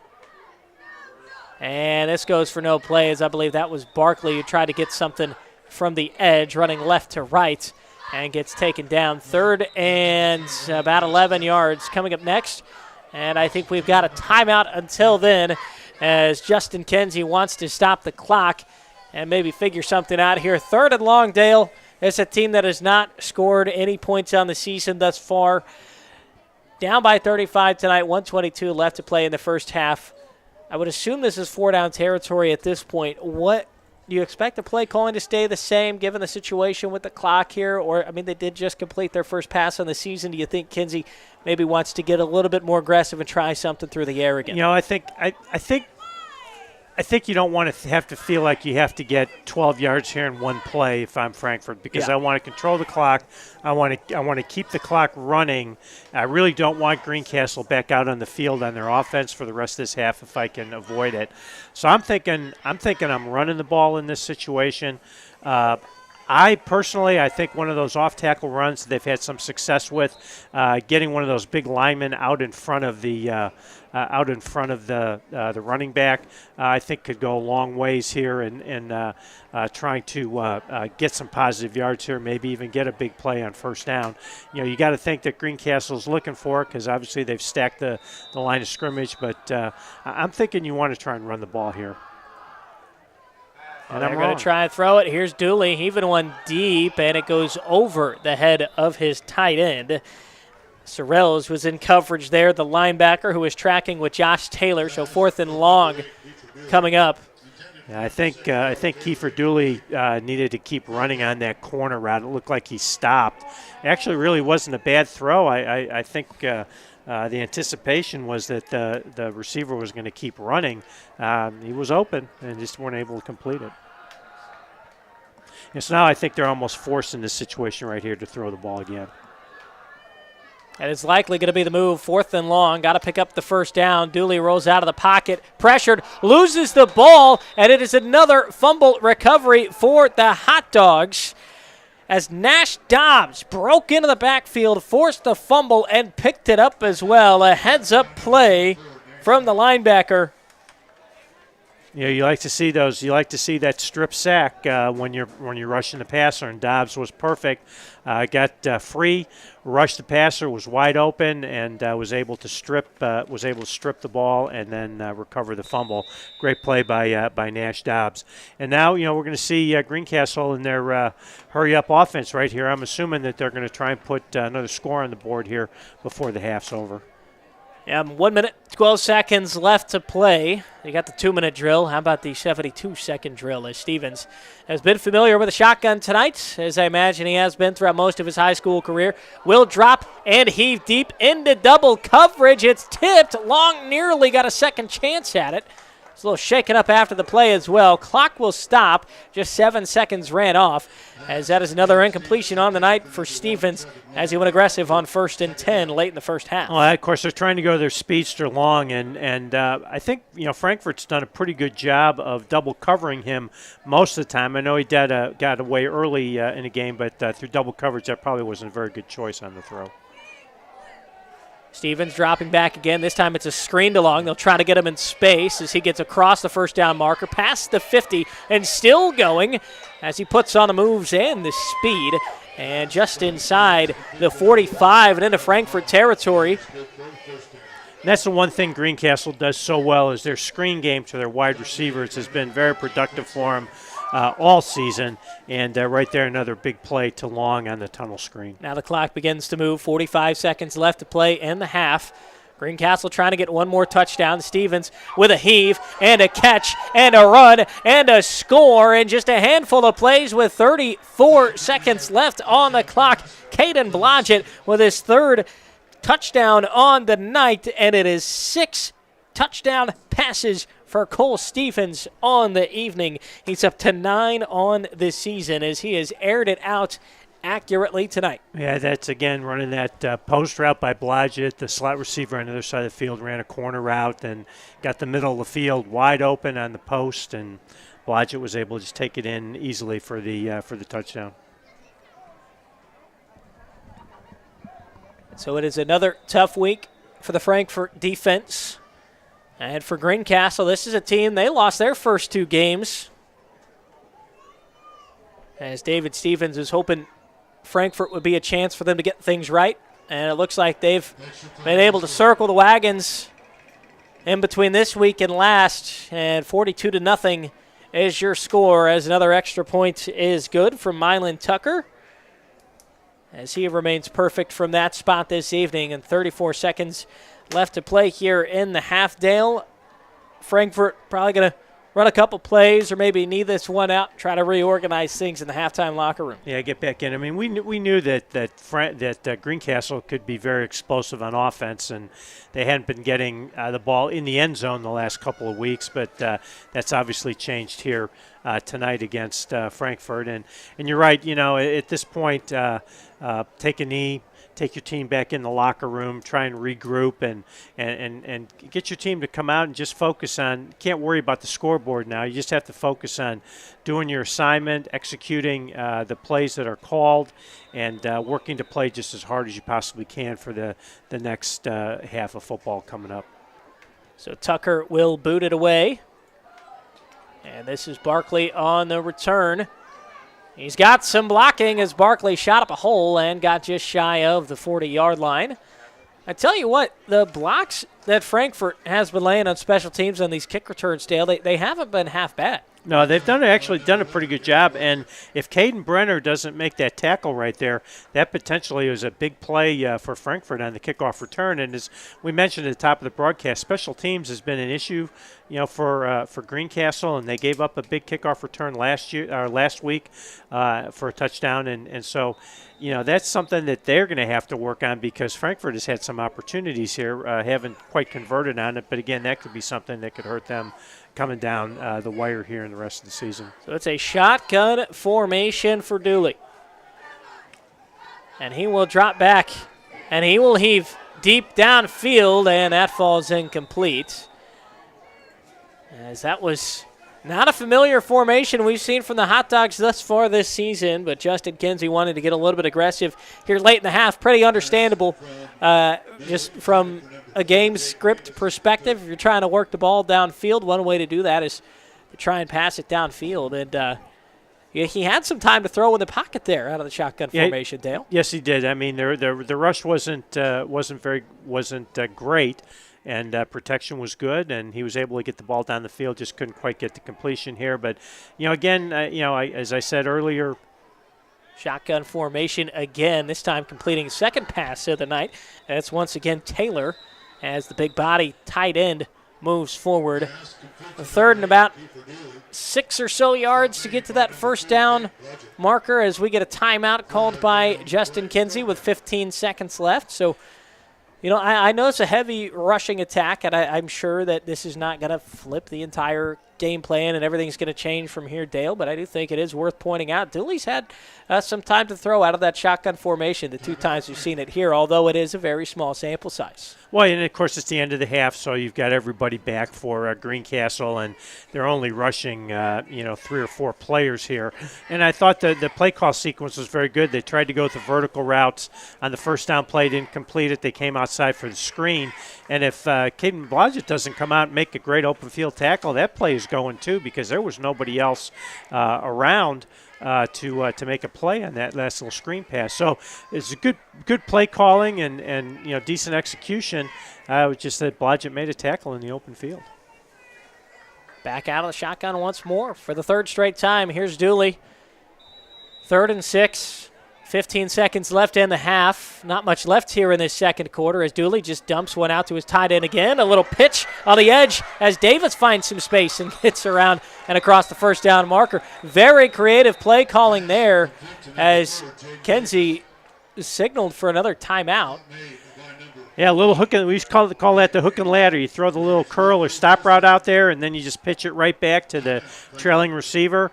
Really good call, and it was interesting because Greencastle, after kind of having everybody back and just trying to play prevent defense, came up and rushed, and they brought 6 that time, and Frankfurt was able to get a nice gain out of that hook and ladder play and give them a chance here, potentially to maybe put some points on the board. We'll see if Dooley's got the arm to do it on the 43-yard line in Tiger Cub territory as Kenzie, creative offensive mind, all of a sudden trying to scheme something up out of that huddle after the nice little lateral play. Well, you work on those things. That's in your offense. They've been working on that, I'm sure, all season. But this is, again, a situation now where, you don't have to get it all on one play. Try and get a completion, get a first down to stop the clock or get out of bounds because I believe Frankfurt's out of timeouts here since they had to burn that one early in the first quarter. And Dooley immediately tries to float something out, and it goes nowhere. So that stops the clock, and it was a good job there from Greencastle to immediately get some bodies in the backfield. Yeah, it was a blitz right there. They're trying to throw the ball out quick on a little outside screen and just weren't able to get the ball off. And now this might be the point here where you've got to try and take one down the field with only 6 seconds left. And just 6.5 is what the scoreboard says. 2nd and 10 on the way. 43 yards to get to the goal line. And a blitz coming again. Dooley's just going to run out of it. And he'll have room to run along the far sideline. Dooley gets across the first down marker. Clock hits zeros as he runs out of bounds, and that'll do it for the first half. Frankfurt offense finding some life there at the end of the second, but it is Greencastle who is in command, 42-0. We've got our halftime show coming up right after this on ISC Sports Network.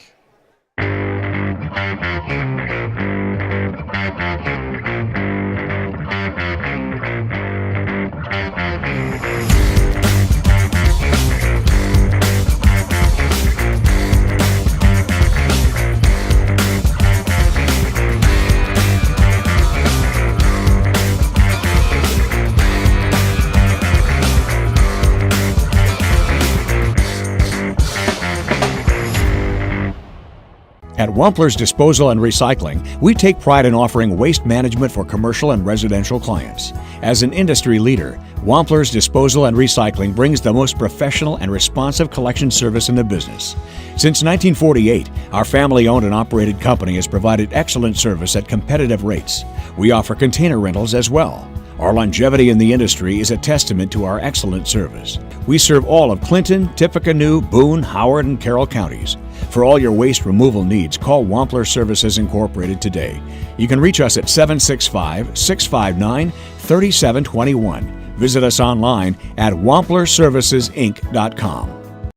Welcome to Trinity Hope Center. Here we are actively engaged in our recovery community with a multitude of activities including peer recovery coaching, a full computer lab, grief groups, relapse prevention, pre- and postnatal support group, educational workshops for family members with addicted loved ones, expungent workshops, parent cafes, Saturday pro-social activities, recovery walk club, book club, and even video game nights. For more information, give us a call at 765-250-1845. In this town, game day starts long before kickoff. It's the work behind the scenes that makes champions. At Tier 1 Meat Company, we prep with the same focus, discipline, and pride as the hometown heroes we feed. From our block to your block, fuel every victory. Tier 1 Meat Company. Mission, feed the fans.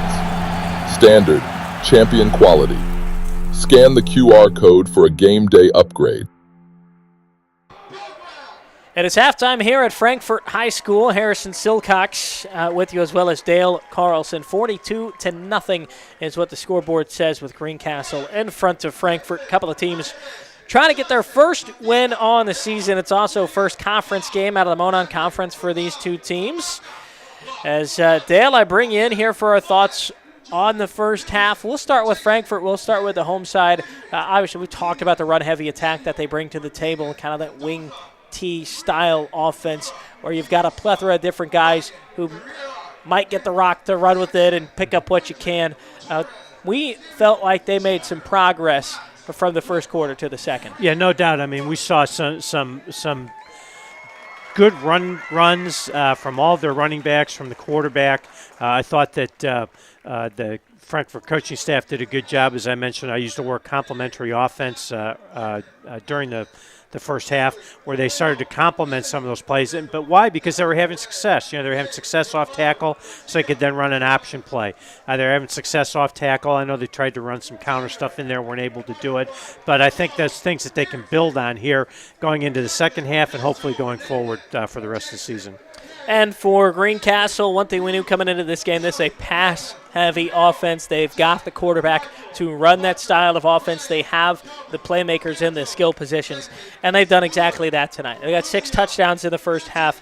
All 6 of those were thrown by quarterback Cole Stevens. Caden Blodgett with 3 touchdowns. Trevin Long with a touchdown himself, and then Owen Sorrells rounding out those 6 touchdowns again. All passing TDs. It starts with Cole Stevens. He lives out of the shotgun.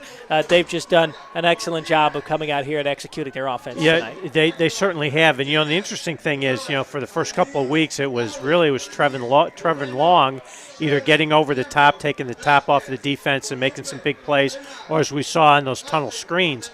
Blodgett tonight has done a nice job, both on just the quick passes, getting yards after catch, and then getting himself downfield on a couple of post routes where he made some big plays. And I think going forward for Greencastle, now they've got a really nice 1-2 punch from a receiver perspective. They got a really good inside slot receiver, really good outside receiver. That's going to put some pressure on their opponents going forward, because they're going to have to figure out a way to stop both of those players. And as I mentioned again, I use that word complementary offense. The touchdown throw to Sorrells, they ran Blodgett on the post route, brought Sorrells underneath on the dig route, and he was able to score. So that's going to give their opponents down the road something to think about, going forward for the 2025 season. They talk about down the road. They've got a tough one next week. They're at Western Boone, then they're back at home against North Putnam, as both these teams are just trying to figure out life in the Monon Conference. Up next for Frankfort, they're at Southmont, and then they're back at home against Cascade in Week 5. So the schedules for both these teams only get more interesting as the year goes on, and we'll see how that first year shakes out here in the Monon Conference, as both teams have made the jump into that new conference formed for this season. Those were our thoughts on the first half, presented by the Willow Creek Barn, where nature's beauty meets rustic elegance. We've got some first half highlights when we come back after this on the ISC Sports Network. The Willow Creek Barn has been voted the best of weddings on the knot for 4 years running. The Willow Creek Barn has earned its reputation for a reason. With breathtaking grounds, a stunning barn, and a staff that goes above and beyond, making sure that every detail is perfect, your wedding day will be seamless, joyful, and unforgettable. From the first look to the last dance, your happily ever after starts here. To book your dream wedding, visit thewillowcreekbarn.com. I brought you a present. A book. Follow the adventures of the Ardente Dental team as they fight cavities, gum disease, and create beautiful, healthy smiles. Inconceivable. Hello, my name is Dr. Snyder. You cause cavities. Prepare to die. Inconceivable. To make your smile look straight and fine, our braces per month are just $1.99. Inconceivable. You keep using that word, I do not think it means what you think it means. Have fun at Ardente Dental. Whether you dine in or carry out, the South Fork restaurant is known for daily lunch and dinner specials, world-famous hand-battered tenderloins, fresh, never-frozen whole catfish, and award-winning onion rings. The kitchen is open Monday through Saturday from 11 a.m. to 8:30 p.m. Come join us at 105 South Glick Street in Mulberry, or visit southforkpub.com for the latest menu options. The South Fork Restaurant, a proud supporter of Clinton Prairie Athletics. Davis Comfort Solutions. At Davis Comfort Solutions Heating and Cooling, the name says it all. Davis Comfort Solutions will keep you comfortable all season long with 2 locations, Fowler and Colfax. They service most of central Indiana. We've got the air necessities, great service and efficiencies, bringing peace and comfort to your life. DavisComfortSolutions.com. That's the first half highlights for you right here. This is how things started for Greencastle on the opening drive of the game. Sophomore TJ Jordan getting the start at running back tonight. This is a drive that lasted 2 plays. This is the second one right here. Blodgett, you heard Dale and I talk about him several times throughout this game. Touched on him in the last segment as well. Has been really good out of the slot. And as you see, Barkley on a kickoff return here nearly broke free. As Frankfort's gotten some good blocking on the kick returns tonight. This is Kiefer Dooley on the carry. This is the opening drive of the game for Frankfort. Ultimately had to punt. And once again, here's TJ Jordan getting some work at running back. Just a few carries there in that first half. As you see Trevin Long, getting open over the top of the defense. His first touchdown of the evening. This is Vega on the handoff for Frankfort. He's trying to fight for some extra yards as this rushing attack really started to find its legs there in that second quarter. As you see another good carry and pushing the ball forward there. But it's back to Cole Stevens and his arm there in that first half. That was his first incompletion of the night. Jaden Davis breaking that play free. And it's back to the ground game as Dooley bodying his way forward and celebrating afterwards. So here's Stevens on another touchdown pass. This is Sorrells on the catch and a run and across the goal line. He's played both ways tonight, wide receiver and linebacker. This is a carry for Lozano across the line of scrimmage. As you see as these highlights go on, just Frankfort starting to get some longer carries with the football. Check this out from Dennis Barkley. Work the muscles. That's why he spent some time in the squat rack there as Barkley and just carrying guys on his back. Got the first down on that play as Lozano gets the carry here.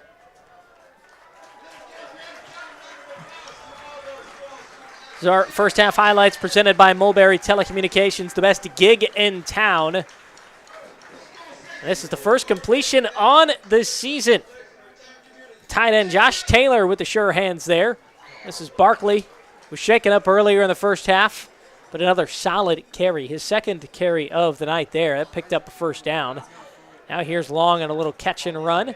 This is Greencastle's last drive there in that first half as they were running against the clock, and with right around half a minute left to play, that is Blodgett. And what was his third touchdown of the opening half.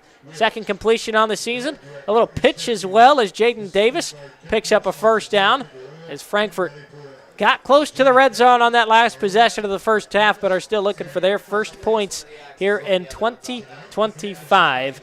As that wraps up your first half highlights. Once again, I'm Harrison Silcox.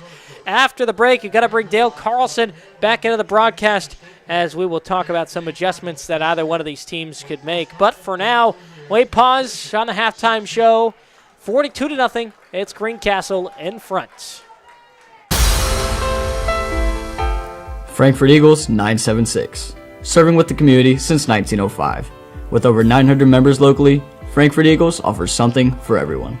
Golf leagues, bingo, concerts, kid parties, cookouts, and more.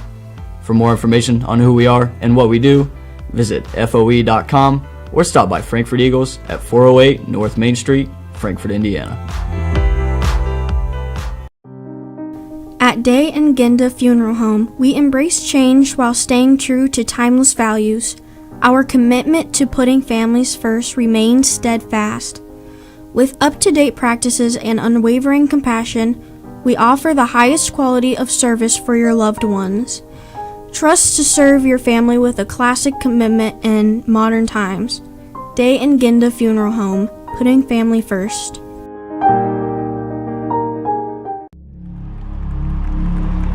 Some see a wrestling match. We see a 6-minute lesson in grit.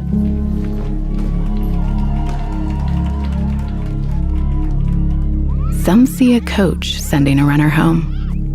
we see a mentor guiding a student athlete into the future. Proud to keep education in front of athletics since 1903. A look at the Frankfort High School band, which is hitting all the right notes here in the halftime break. I'm Harrison Silcox, Dale Carlson with me. So we've walked you through our thoughts on the first half, walked you through some highlights of the first half. Dale, now it's time to talk about what could happen here in the second half. If you are Greencastle, it seems like everything's gone great. They're pitching a shutout right now. The offense has scored a touchdown on each and every drive so far in this first half. The closest they came to not scoring on a drive was when they faced a 4th and 10 right around red zone territory and wound up scoring a touchdown out of that scenario. But I think the one area you and I both agree on that was a problem for them in that first half and has been throughout the season is penalties. Yeah, and that's, I think, going to be, I would think, something that if I'm the Greencastle coaching staff, I'm talking to the players about right now, is that coming out here in the second half, we've got a big lead. How are we going to approach this? We need to approach it with discipline and focus. Just because we're up, and I've been in this situation before as a coach where we've had a big lead coming out halftime. The things that I did not want to see were penalties. I didn't want to see busted assignments, which just comes down to lack of discipline and lack of focus. And so, it might sound cliche to say, well, the score is 0-0. Well, the players know it's not, but yet you want them to come out and play like there's still an opportunity for us to potentially lose this game. And not that we're going to lose it, but that we've got to maintain our discipline, our execution, and our focus. And again, the penalty part of it, I think, is big. We saw that on their last touchdown, or I'm sorry, not the last touchdown, the touchdown before, that they had a dead ball penalty. And again, potentially in a close game, now we're kicking off from the 20-yard line. That could be the difference in winning or losing a game. And so I think there's going to be an emphasis on focus, discipline, and execution on the Greencastle side coming out of the locker room. Yeah, it's interesting you mentioned, you've been on the side as a coach where you're in games, where you're at big. But you also have started a couple programs at the college level back in your coaching days, and you've been on the other side of things where you're down big at half. So take me inside a little bit what might be being talked about in the Frankfort locker room. Sure. So, being in those situations, we would get our players down and say, again, the scoreboard doesn't matter. Right now, what matters is how do we come out and play in the second half? Do we play with determination? Do we play with focus? Do we play with discipline? Do we work hard to play as hard as we can on each and every play? And I believe that's the message that Coach Kinsey is talking about right now in the locker room is you got to come out and you've got to focus on executing our offense, our defense, our special teams, and playing each and every play as hard as you possibly can. And, when I started those two programs, I knew that we were going to have some rough starts, and so my message was always, don't worry about the scoreboard. The scoreboard doesn't mean anything until the game is over, because that's when we're going to know who won or lost. What's going to matter is how do we play each and every play going through that, 48 minutes of football. And so, if I'm Coach Kinsey, I'm saying focus, discipline, execute your assignment. That's what we're going to be looking at. We can't do anything about the score. We're not going to worry about the score at this time. Well, a couple of football players you see obviously not in the locker room at halftime for Frankfort. But Luis Madera is absolutely shredding it on the saxophone right now. That is 58 in blue you're seeing right there toward the middle of your screen. That is the starting left guard for Frankfort, who is doing a fantastic job here in the halftime show performance from the marching band. Dale, another thing I want to touch on, and we'll talk about this as we get headed into this second half, but another thing from a coaching perspective, when you get in these situations in games, it also presents an opportunity for you to play some guys who, if you're trying to develop some younger guys on the team a little bit further down in the depth chart. So what kind of opportunity does it present for some guys like that, and what are some of the best ways to take advantage of those minutes? Yeah, I mean, if you can get your younger players in there to give them a chance to perform, although, when we were in situations where we were down like this, I wanted our starters to come out and have some success. Yeah. I wasn't going to gonna clear the bench in that situation. I wanted them to be able to come out, and I don't care what the other team does. If they play their starters, if they sub, it doesn't matter. I wanted to see our guys come out and play and execute as we were trying to really develop our starting group. Now, as the game goes on, you're going to substitute probably.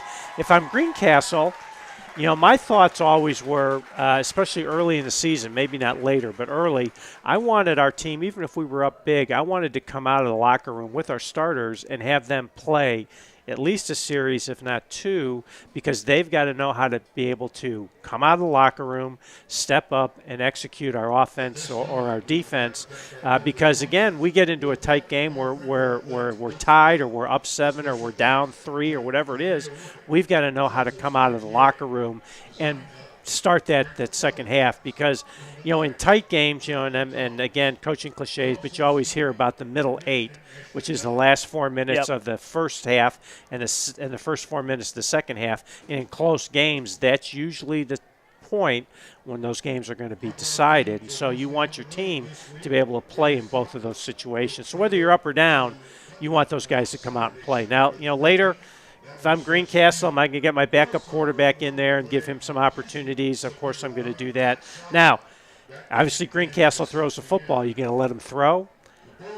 If he's a backup player and that's what he does, I'm going to let him throw. I mean, I'm going to let him run the offense. He shouldn't be hamstrung just because we're up.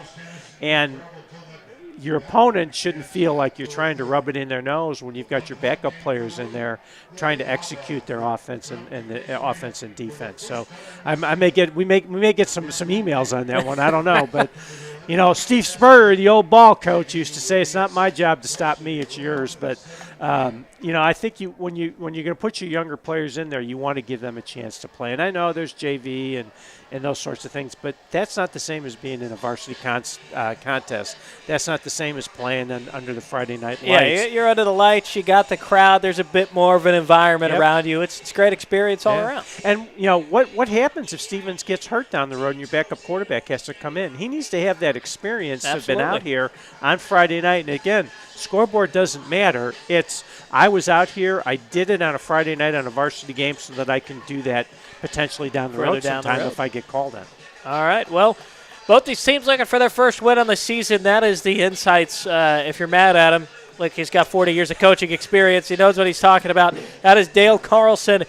I still much preferred your coin toss insights in the pregame, although that was great for our halftime show. Those are your halftime adjustments presented by JXN Stump Solutions, rooted in service and driven to remove. We've got the second half on the way next from Frankfort High School, 42-0. It's Greencastle in front.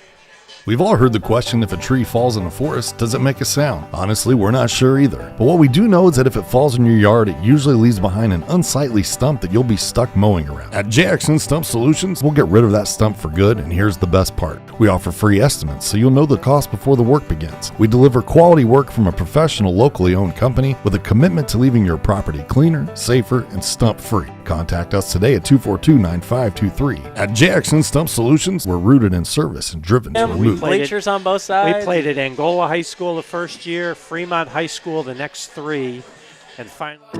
Running a small business. Your hands are full. We can help. FiberHawk partners with local companies by providing business class internet, phone, TV, and customized bundles to meet your needs. Our fiber-powered system delivers reliable speed with enhanced security. Running a business is tough. Contact FiberHawk today and let our expert team give you a hand. Welcome back to Frankfort High School. Harrison Silcox with one of two mics up in the press box. Dale Carlson's got the other one. As we get ready for the third quarter, players got to warm up, get loose once again as both teams now out of their respective locker rooms and getting ready to play. Dale, you mentioned a lot of interesting stuff when it comes to the mentality, regardless of what the score is, that as a coach you want your players to have, no matter what side of the scoreboard that you're on in this scenario. And You also played as well as you coached. From the player's mindset, what does it take to stay focused in these situations, regardless if you're on the team who's got a big lead or if you're on the team who's trailing? Well, you hope that your players have the mindset that I'm just going to go. I love playing football. I love to be out here. I love my teammates, and I'm going to do the best that I possibly can for the other 10 guys that are on the field with me and for all those guys that are on the sidelines. And, that's kind of the way that I looked at it when I played. I thought it was a privilege to put the uniform on and to be a part of a team. And so I wasn't going to let anybody down. If I possibly could, I was going to try and do the best that I could. And as a coach, that was what I tried to instill into our players was that, you focus on the task at hand, and the task at hand is this play in this situation in this minute. It's not what's going to happen in the fourth quarter. It's not what's going to happen, at the end of the game. It's not the scoreboard. It's trying to be in the moment. And, whether you're winning or losing, you want your players to play in the moment that they have right now and to focus on that moment. I want to talk about taking the game 1 week at a time. It's another cliche. We've hit on a lot of them tonight.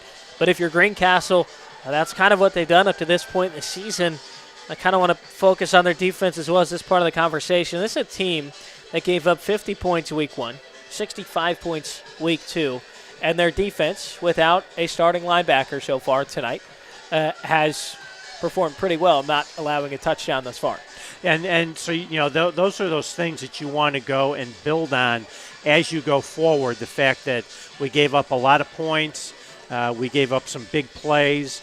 We're in a ball game now where we haven't given up big plays. Obviously, we haven't given up a point yet here, so far through the first and second quarters. And so we want to maintain that focus. We want to maintain that discipline. We want to, in this case, continue to hold Frankfurt to, less than a couple yards of play. I know we don't have any stats in front of us, and Frankfurt did have some bigger plays, but I'm sure their yards per play has not been, over probably 5 yards or so a play. I want to continue to maintain that focus and maintain that discipline to do that, so that going forward we can then hopefully do that to other teams as we go down the rest of the schedule. As we get into the third quarter, broadcast is brought to you by Abstract Technology Group. Doing IT differently, but making it simple. Abstract Technology Group does exactly that, whether you're located in Indianapolis, Lafayette, or all points surrounding and in between. Call 765-420-TECH or visit abstracttechgroup.com, where Abstract, making it simple. Well, if you remember Dale's coin toss insight in the first half or in the pregame show, it was Greencastle who elected to receive. So they will boot this one downfield and kick off for the first time tonight. Kicking off for the Hot number 33, number 35. As Trevin Long and Josh Beck are back to return, this one will bounce. Long will pick it up. Work out to the right. Try to make something out of nothing and eventually get shoved out of play. And that is where Greencastle will get the ball for the first time tonight. We'll see how aggressive they continue to be in their style of offense. It is a pass-heavy offense, so you wouldn't be surprised to see some more of that. That is assuming that they continue to roll with their starters, at least early on here in this third quarter, as the clock will now run.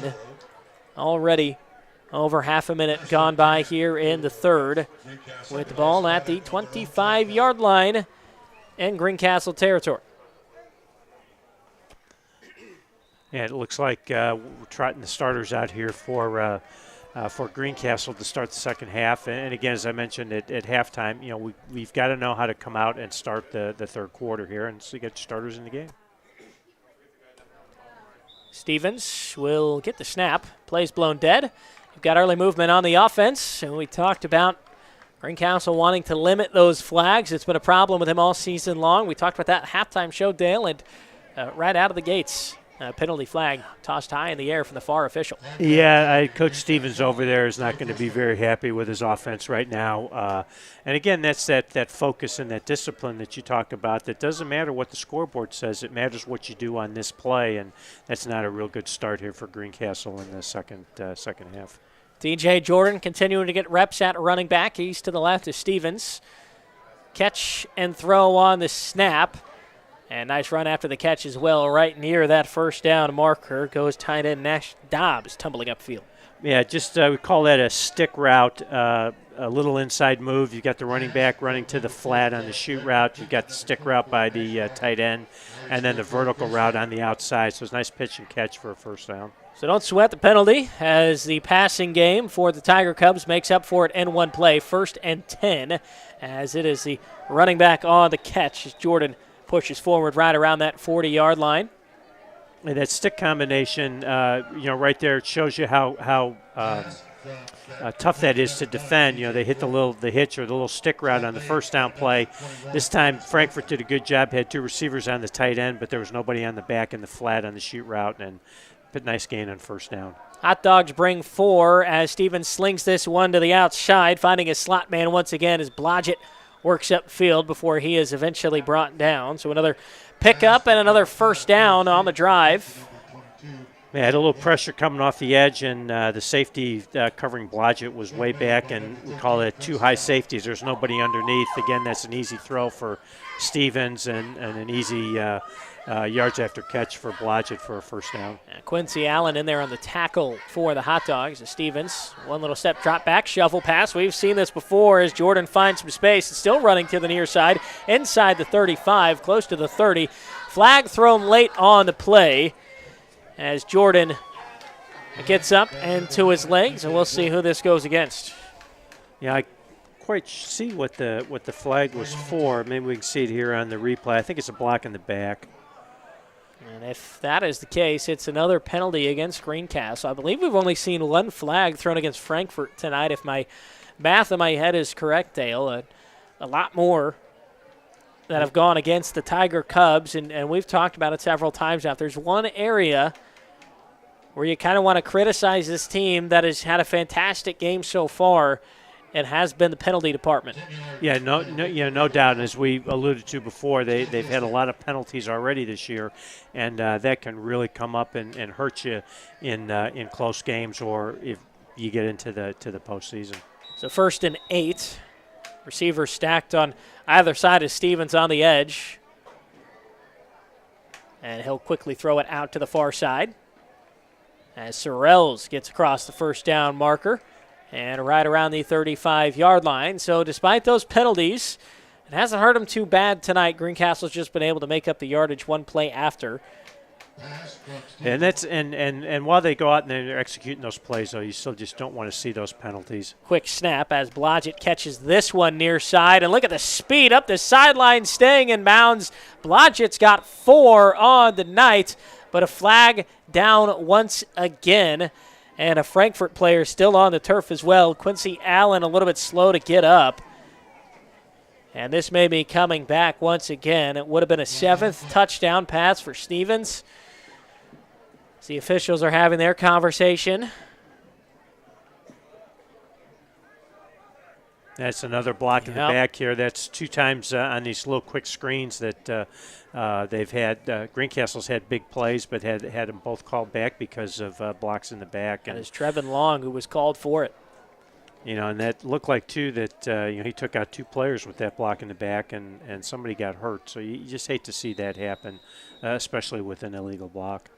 So here is Stevens, shotgun once more, play action. Now we'll find Long. He'll catch it off a screen on the near side, tiptoeing a sideline. Does he stay in bounds?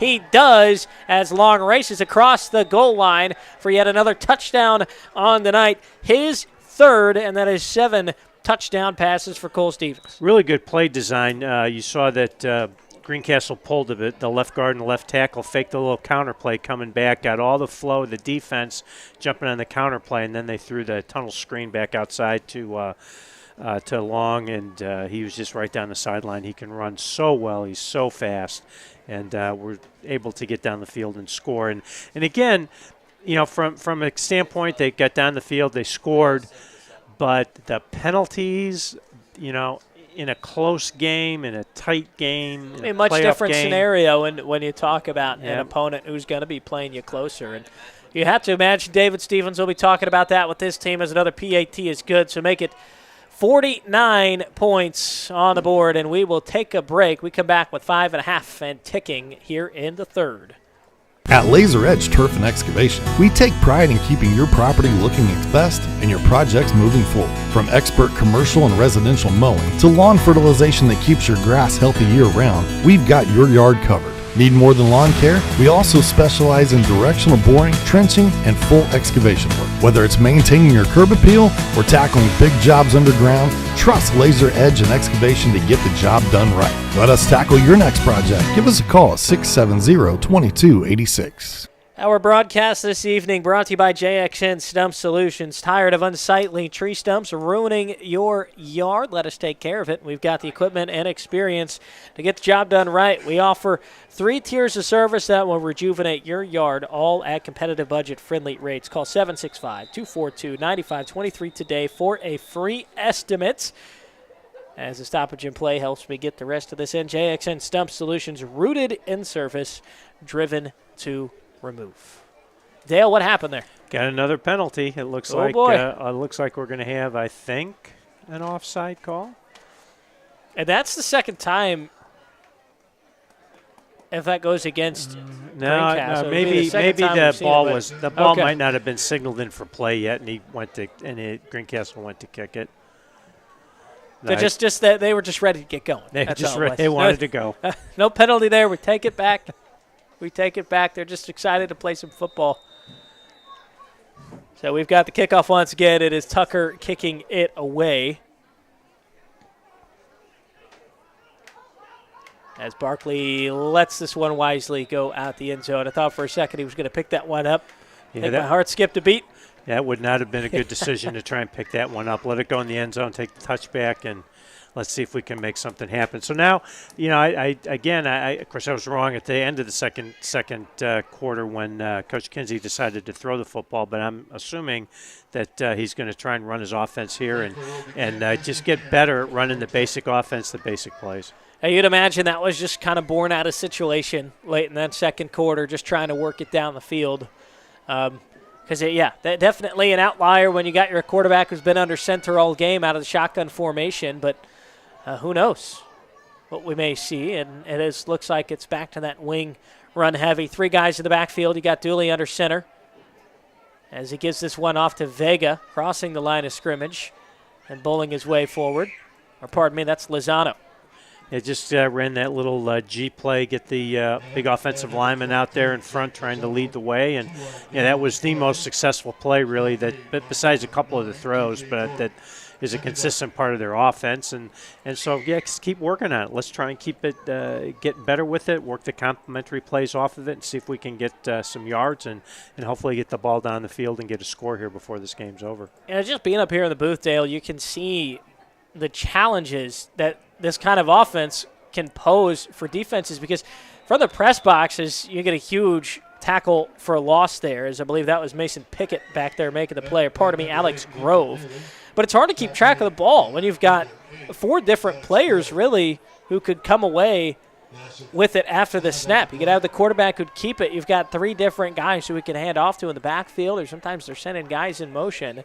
You can clearly see the ideas there, but, there's a lot of other things that, I'm unaware of. It's just you're a play-by-play guy up here to get an offense syncing and running everything correctly. Yeah, I mean, it's getting the execution down, and really, offensive football is about 11 players doing their job. And, defense, sometimes you can get by with somebody making a mistake, somebody, not executing an assignment because of your pursuit or those other things. But on offense, you've got to have 11 players getting it together. And that's the issue right now is they don't have 11 players always doing their job every time. And that's why you've got the negative yardage plays, why we had the big loss right there.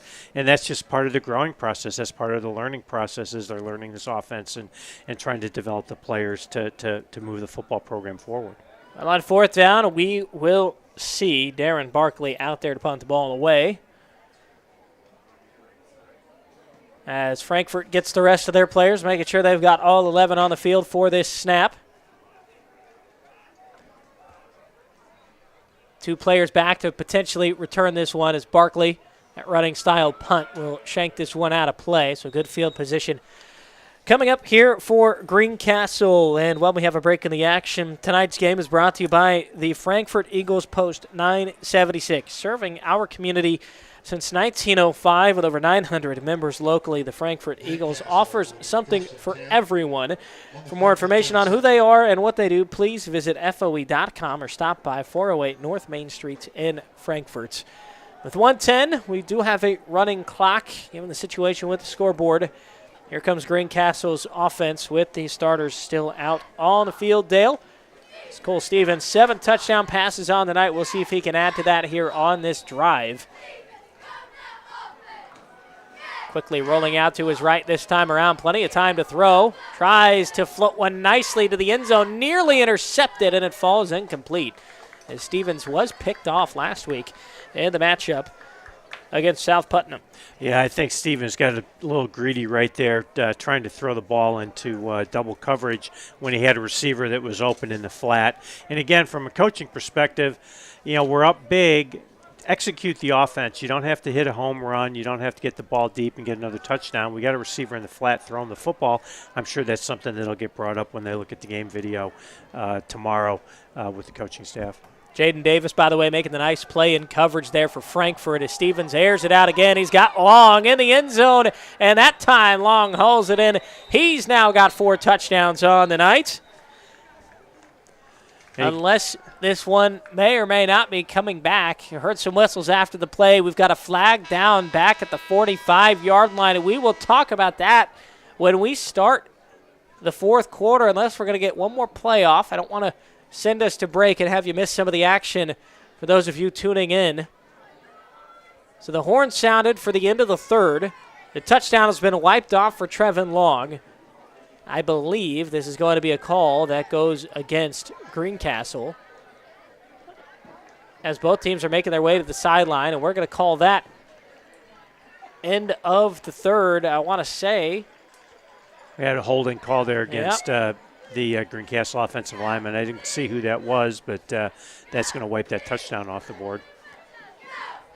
And we'll see. I can't figure out if we're breaking for the quarter, if we're going to get one more playoff with no time on the clock.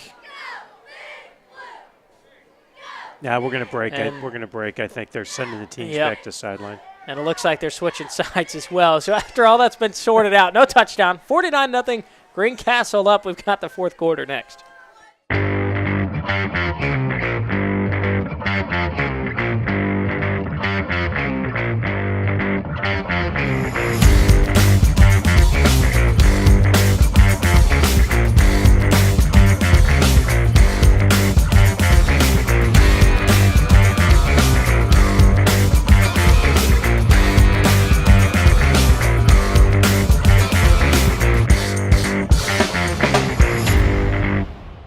The Willow Creek Barn has been voted the best of weddings on the knot for 4 years running.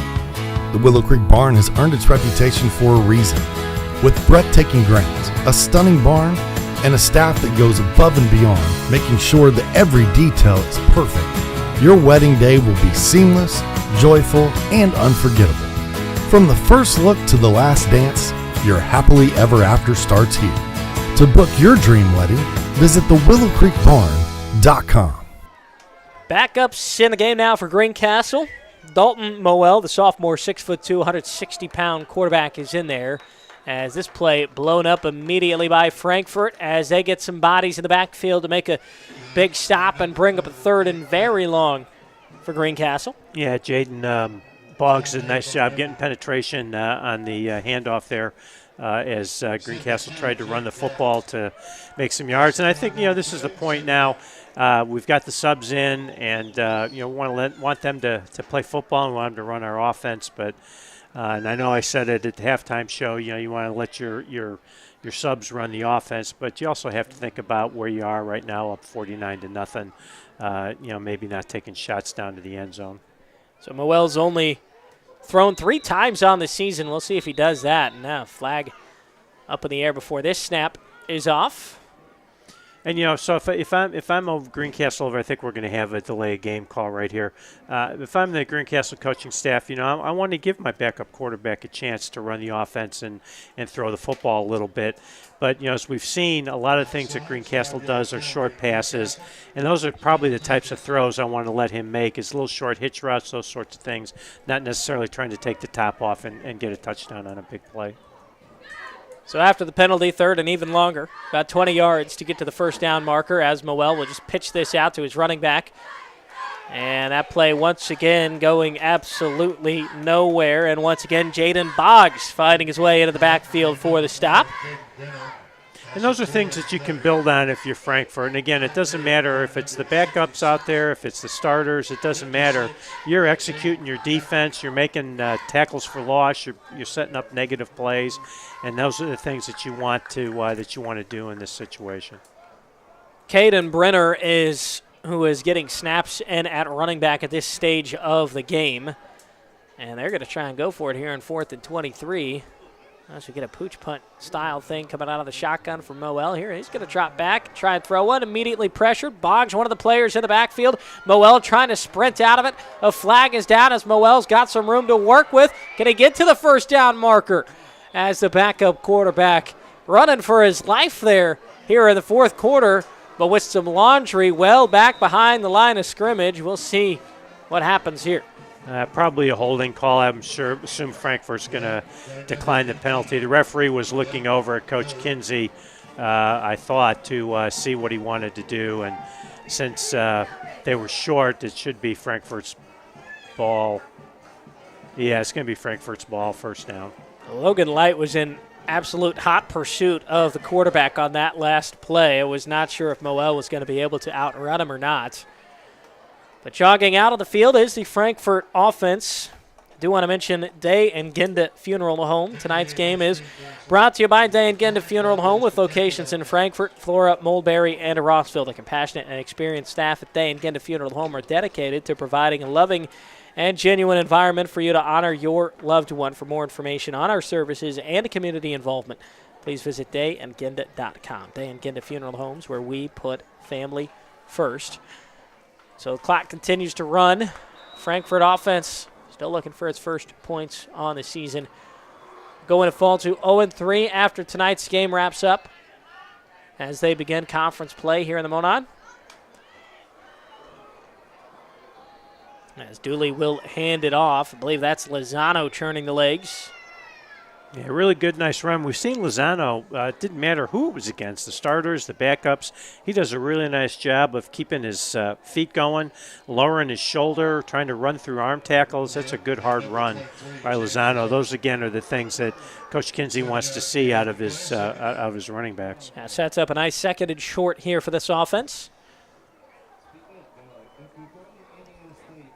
As clock is now under 8 minutes here in the 4th.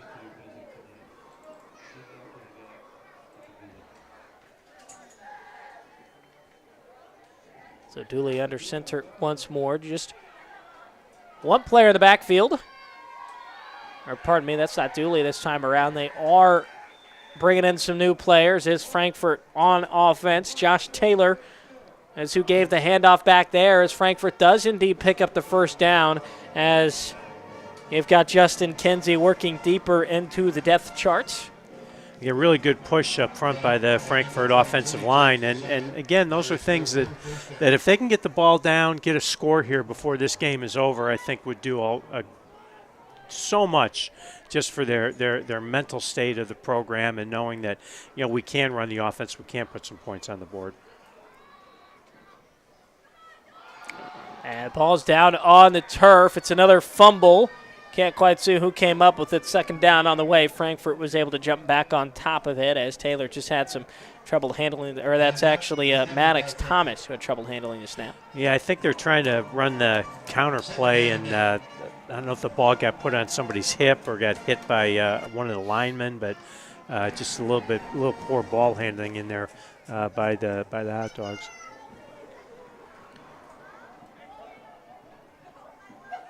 Greencastle's going to walk away with their first win on the season.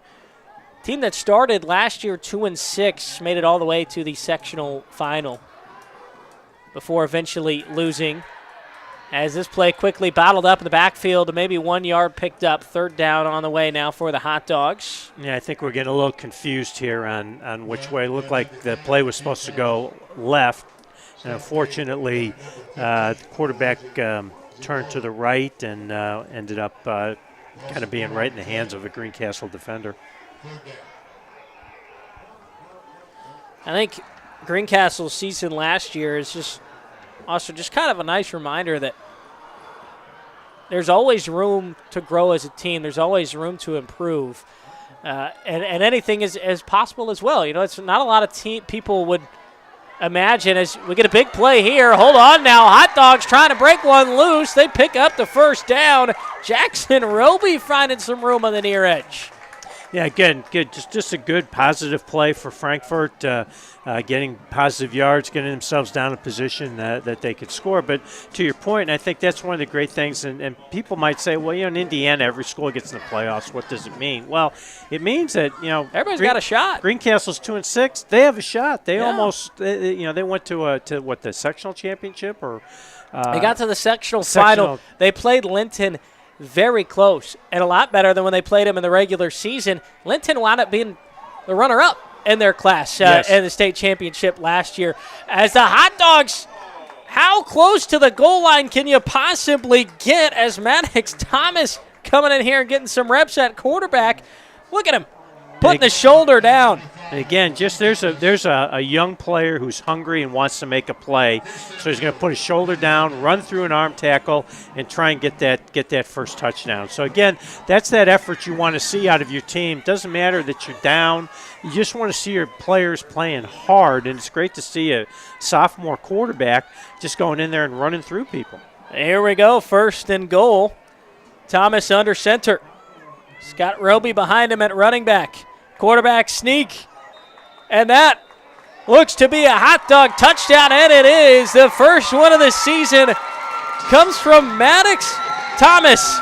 5'9", 145 pounds. Put him in there on the QB sneak, and he'll get the job done.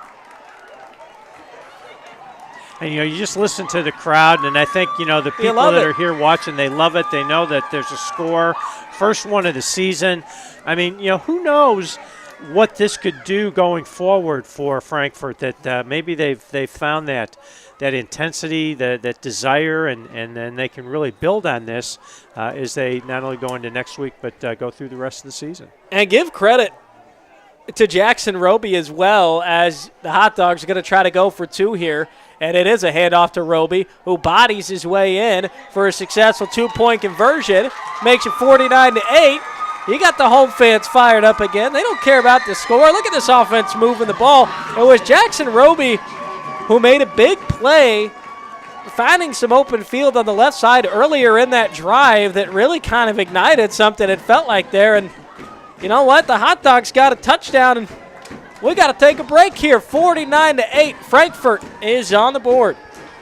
Healthy Communities of Clinton County is committed to reduce the risk factors contributing to chronic disease, including health disparities by decreasing stigma and encouraging positive changes.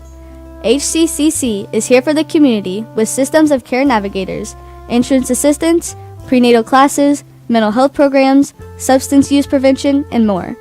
To help make the healthy choice the easy choice, contact us at 659-6063 or through our website, healthyclintoncounty.org. Maddox Thomas finding his way into the end zone. Jackson Roby getting the two-point conversion. Frankfort's got their first points in here in 2025 here in the final couple of minutes against Greencastle. I'm Harrison Silcox. Got Dale Carlson with me here in the press box. And, you know, we talked about it at halftime. You've been on, you know, the sides of these games where you're trailing big at halftime. Let's just keep your focus. Let's go out. Let's execute. Let's figure out what we do as a team. Let's continue to build that identity. And, you know, you could say what you want to say about second stringers in the game or whatnot, but there's a lot that you got to be pleased with about that drive if you're Frankfort. No, absolutely. We've got momentum. We've got big plays. We're going to run the ball. That's what we do. And we're able to move the football. We were able to get some first downs. We were able to get a couple of big plays in it. And we got a young quarterback who's in there running through arm tackles, trying to get himself in the end zone. So a lot of positives, and I think it's some great things that Frankfort and the coaching staff can build on as they go through the rest of the season. And a nice kick as well, as Greencastle's got to get the ball back on offense right around the 25-yard line. Tonight's broadcast brought to you by Healthy Communities of Clinton County Coalition. They understand the important role healthcare coverage plays for athletes and their families. We partner with CKF to provide free expert assistance to enroll, use, and maintain affordable coverage. Our certified navigators are available to set for uninsured Hoosiers as a trusted teammates. Call 1-888-975-4CKF and tell us the county where you live or work. Greencastle now breaking the huddle. Second stringers remain out on the field as Moel is back in the shotgun formation. Time winding down here in the fourth quarter as Frankfort will fall to 0-3. Still looking for their first win since August of 2023, but something to build on tonight, that is for sure, as Caden Brenner gets the carry here. Takes a couple of guys with him up and across the 30.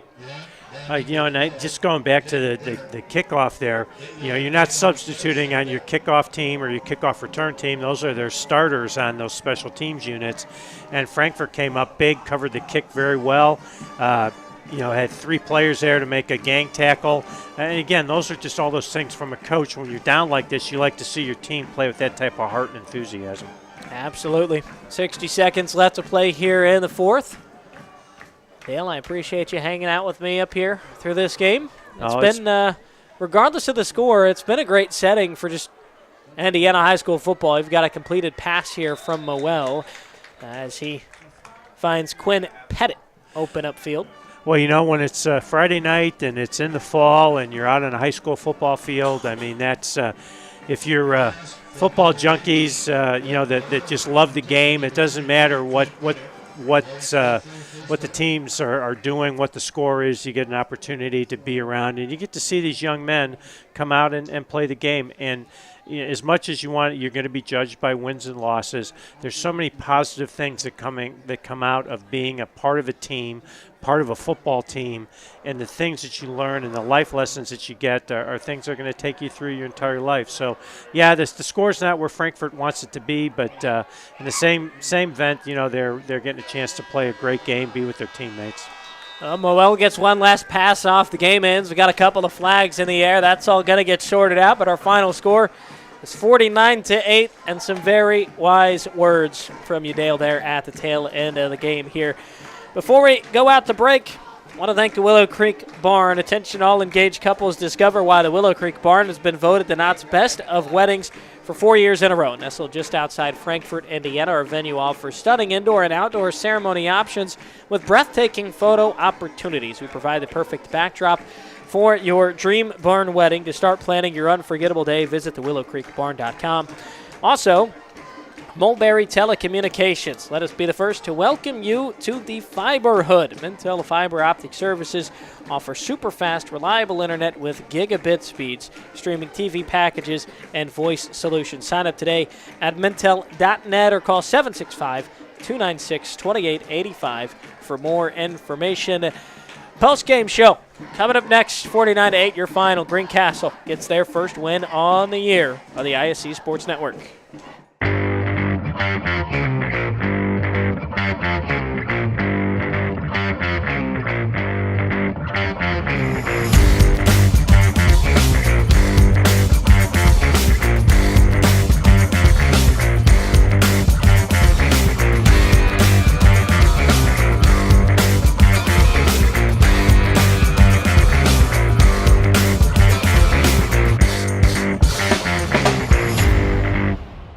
We've all heard the question, if a tree falls in a forest, does it make a sound? Honestly, we're not sure either. But what we do know is that if it falls in your yard, it usually leaves behind an unsightly stump that you'll be stuck mowing around. At JXN Stump Solutions, we'll get rid of that stump for good, and here's the best part. We offer free estimates, so you'll know the cost before the work begins. We deliver quality work from a professional, locally owned company with a commitment to leaving your property cleaner, safer, and stump-free. Contact us today at 242-9523. At JXN Stump Solutions, we're rooted in service and driven to remove. And we welcome you into our post-game show as you got to look at Cole Stevens, the quarterback for Greencastle right there. 7 passing touchdowns on the night for Stevens as Greencastle wins big 49-8. Post-game show brought to you by the Willow Creek Barn, where nature's beauty meets rustic elegance. So, Dale, I bring you back into this game. Done a fantastic job tonight. Got one more thing to knock out before we end our broadcast. Our player of the game brought to you by the Frankfort Eagles. Who is it for you? Well, I think it's got to be Maddox Thompson. You know, he came in at the end of the game here and was catalyst, did a great job at the quarterback spot running the offense, and got the first touchdown of the year for the Frankfort Hot Dogs. So we'll salute him as our player of the game. All right, Maddox Thomas, congrats to you, young man. You got a first touchdown for the Hot Dogs on the year. Player of the game as well. Before we get out of here, tonight's game brought to you in parts by Abstract Technology Group, doing IT differently, making it simple. Day and Genda Funeral Home, putting family first. FiberHawk, fast, affordable FiberHawk. Healthy Communities of Clinton County, making the healthy choice the easy choice. The Frankfort Eagles Post 976, people helping people. And the Willow Creek Barn, providing a picturesque setting for the barn wedding of your dreams. Once again, final score is 49-8. I'm Harrison Silcox. Dale Carlson was with me tonight. Thank you for those of you who joined us and watched. Also, thank you to our great production crew here at Frankfort High School. One more time, your final score, 49-8. Greencastle up to 1-2 on the year. Frankfort down to 0-3 as we close things out on ISC Sports Network. Some see a volleyball match. We see a student athlete learning how to be poised under pressure.